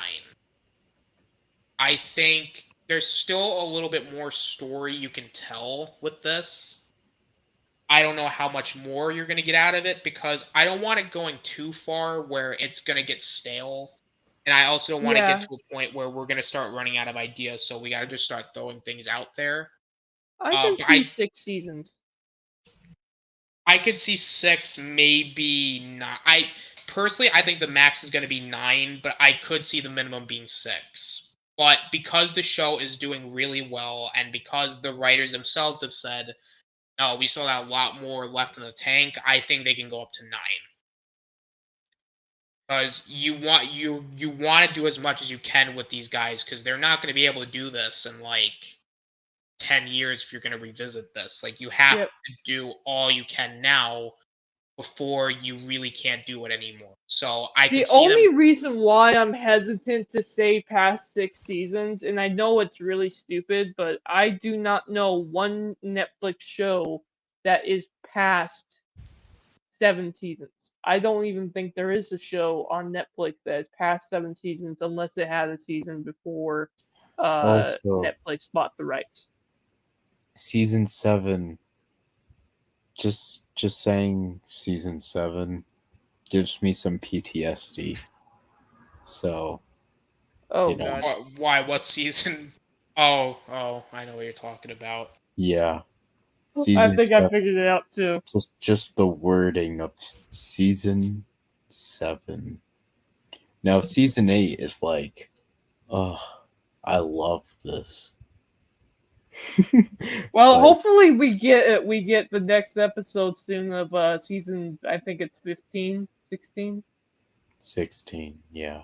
Yeah, I can't wait for Yeah. that. But sure, I could see why you're hesitant around the word 7. So, as far as my actual predictions, I mean, it's basically stuff that we already know. We already know Mike Barnes is coming back. We know that Daniel and Chosen are going to be leading the group of kids, and that Chosen's going to teach them, and Silver's going to be doing his thing, and Johnny's going to go find Miguel. I think some things that I could see potentially happening either this season or maybe a couple more seasons down the road. I could see Sam maybe going towards kind of going through a Robbie type of arc where I think Sam goes through the lowest point because at this point she basically lost the entire tournament and because of her Miyagi-Do had to shut down, so Sam might go through that dark phase that a lot of these characters have gone through. I know it's repetitive, but I feel like you could maybe get something out of this here. And I think Sam, I don't know necessarily going Cobra Kai, but I could see maybe going towards like Cobra Kai esque, meaning she's not actually going to be in Cobra Kai, but I think she's going to go more less of the Miyagi-Do philosophy, but more like the Eagle Fang philosophy type of thing. I think Robbie and Miguel are going to somewhat resolve their problems. They're still going to have problems, but I think they're not going to be as bad as Sam and Tori's stuff because we do see them fight. I don't know if that's in Miguel's like apartment complex or if that's like in Mexico, but I think the way they could do it if it's actually in Miguel's apartment complex is I could see them fighting and then Robbie's gonna go off the rail, but Miguel in a weird like kind of full circle moment, he's actually gonna catch Robbie. And so it's gonna kind of be like a full circle moment where Robbie wasn't able to save Miguel, but Miguel's gonna save Robbie type of thing. We're still gonna get a little bit more of the Sam and Tori stuff. So I personally I don't know how that's gonna go, but obviously Sam's gonna have a grudge against Tori, and Tori's gonna try and like be like, hey, no, like I didn't know about the whole silver thing, but everyone's like, there's gonna be some sort of shenanigans. We are gonna see Miguel's father at some point, whether that be Mike Barnes or I don't think it's gonna be Mike Barnes, but it's gonna be someone of importance if they're building up this much. As far as other predictions, do you think that a character is gonna die in the season? Because it's possible. Like in one finale, Miguel was in a coma. Wonder how someone's gonna die in this season. I have a feeling. Yeah, that's true. I really just hope it's not Miguel. He's been through enough.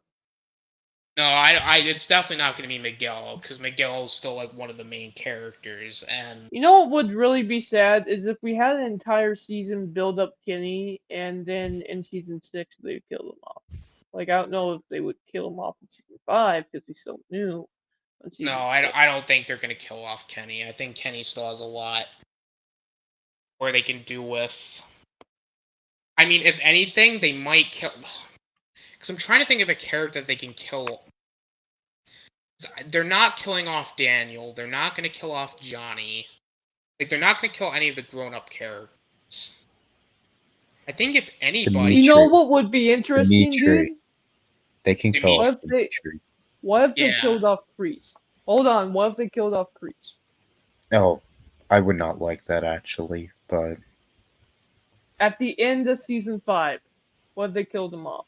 Or better yet, what if he sacrificed himself for either Johnny or Tori or dang it was Johnny's son. I actually see Tori can actually die. I don't think Tori could die. No, but I could see a situation where he would have to sacrifice himself for one of the kids. And it could be really interesting because this is Kreese we're talking about. So I can see Chosen dying, Austin. Chosen, I can see him dying. I mean, because Daniel and Johnny are definitely not dying. No. Stingray's not dying. Stingray will never die. He's the best character. What the fuck are you guys on? There's not enough of him, actually. He's one of the funniest characters in the show.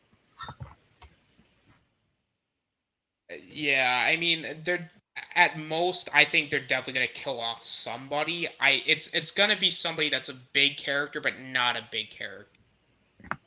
Like, a named character. Yeah. Like, it's gonna be somebody that's not like a main character, but like a character that still has an importance to the story. Like, I kind of agree with you. I think Dimitri might be one of them. Yeah. Like, I don't think they're gonna. Personally, are they gonna kill off someone? Probably not. But they're gonna have something happen in this finale that's gonna make everything go, what the fuck? Mm-hmm. And I feel like killing off a character would be the way to go, but I'm not ready for that yet. It's still season 5.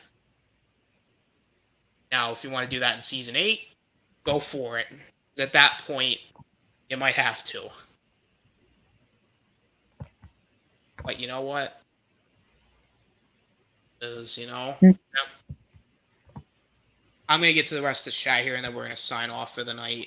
Yeah. We have Ramen Ramon in the house. What's up, Ramen? What is poppin'?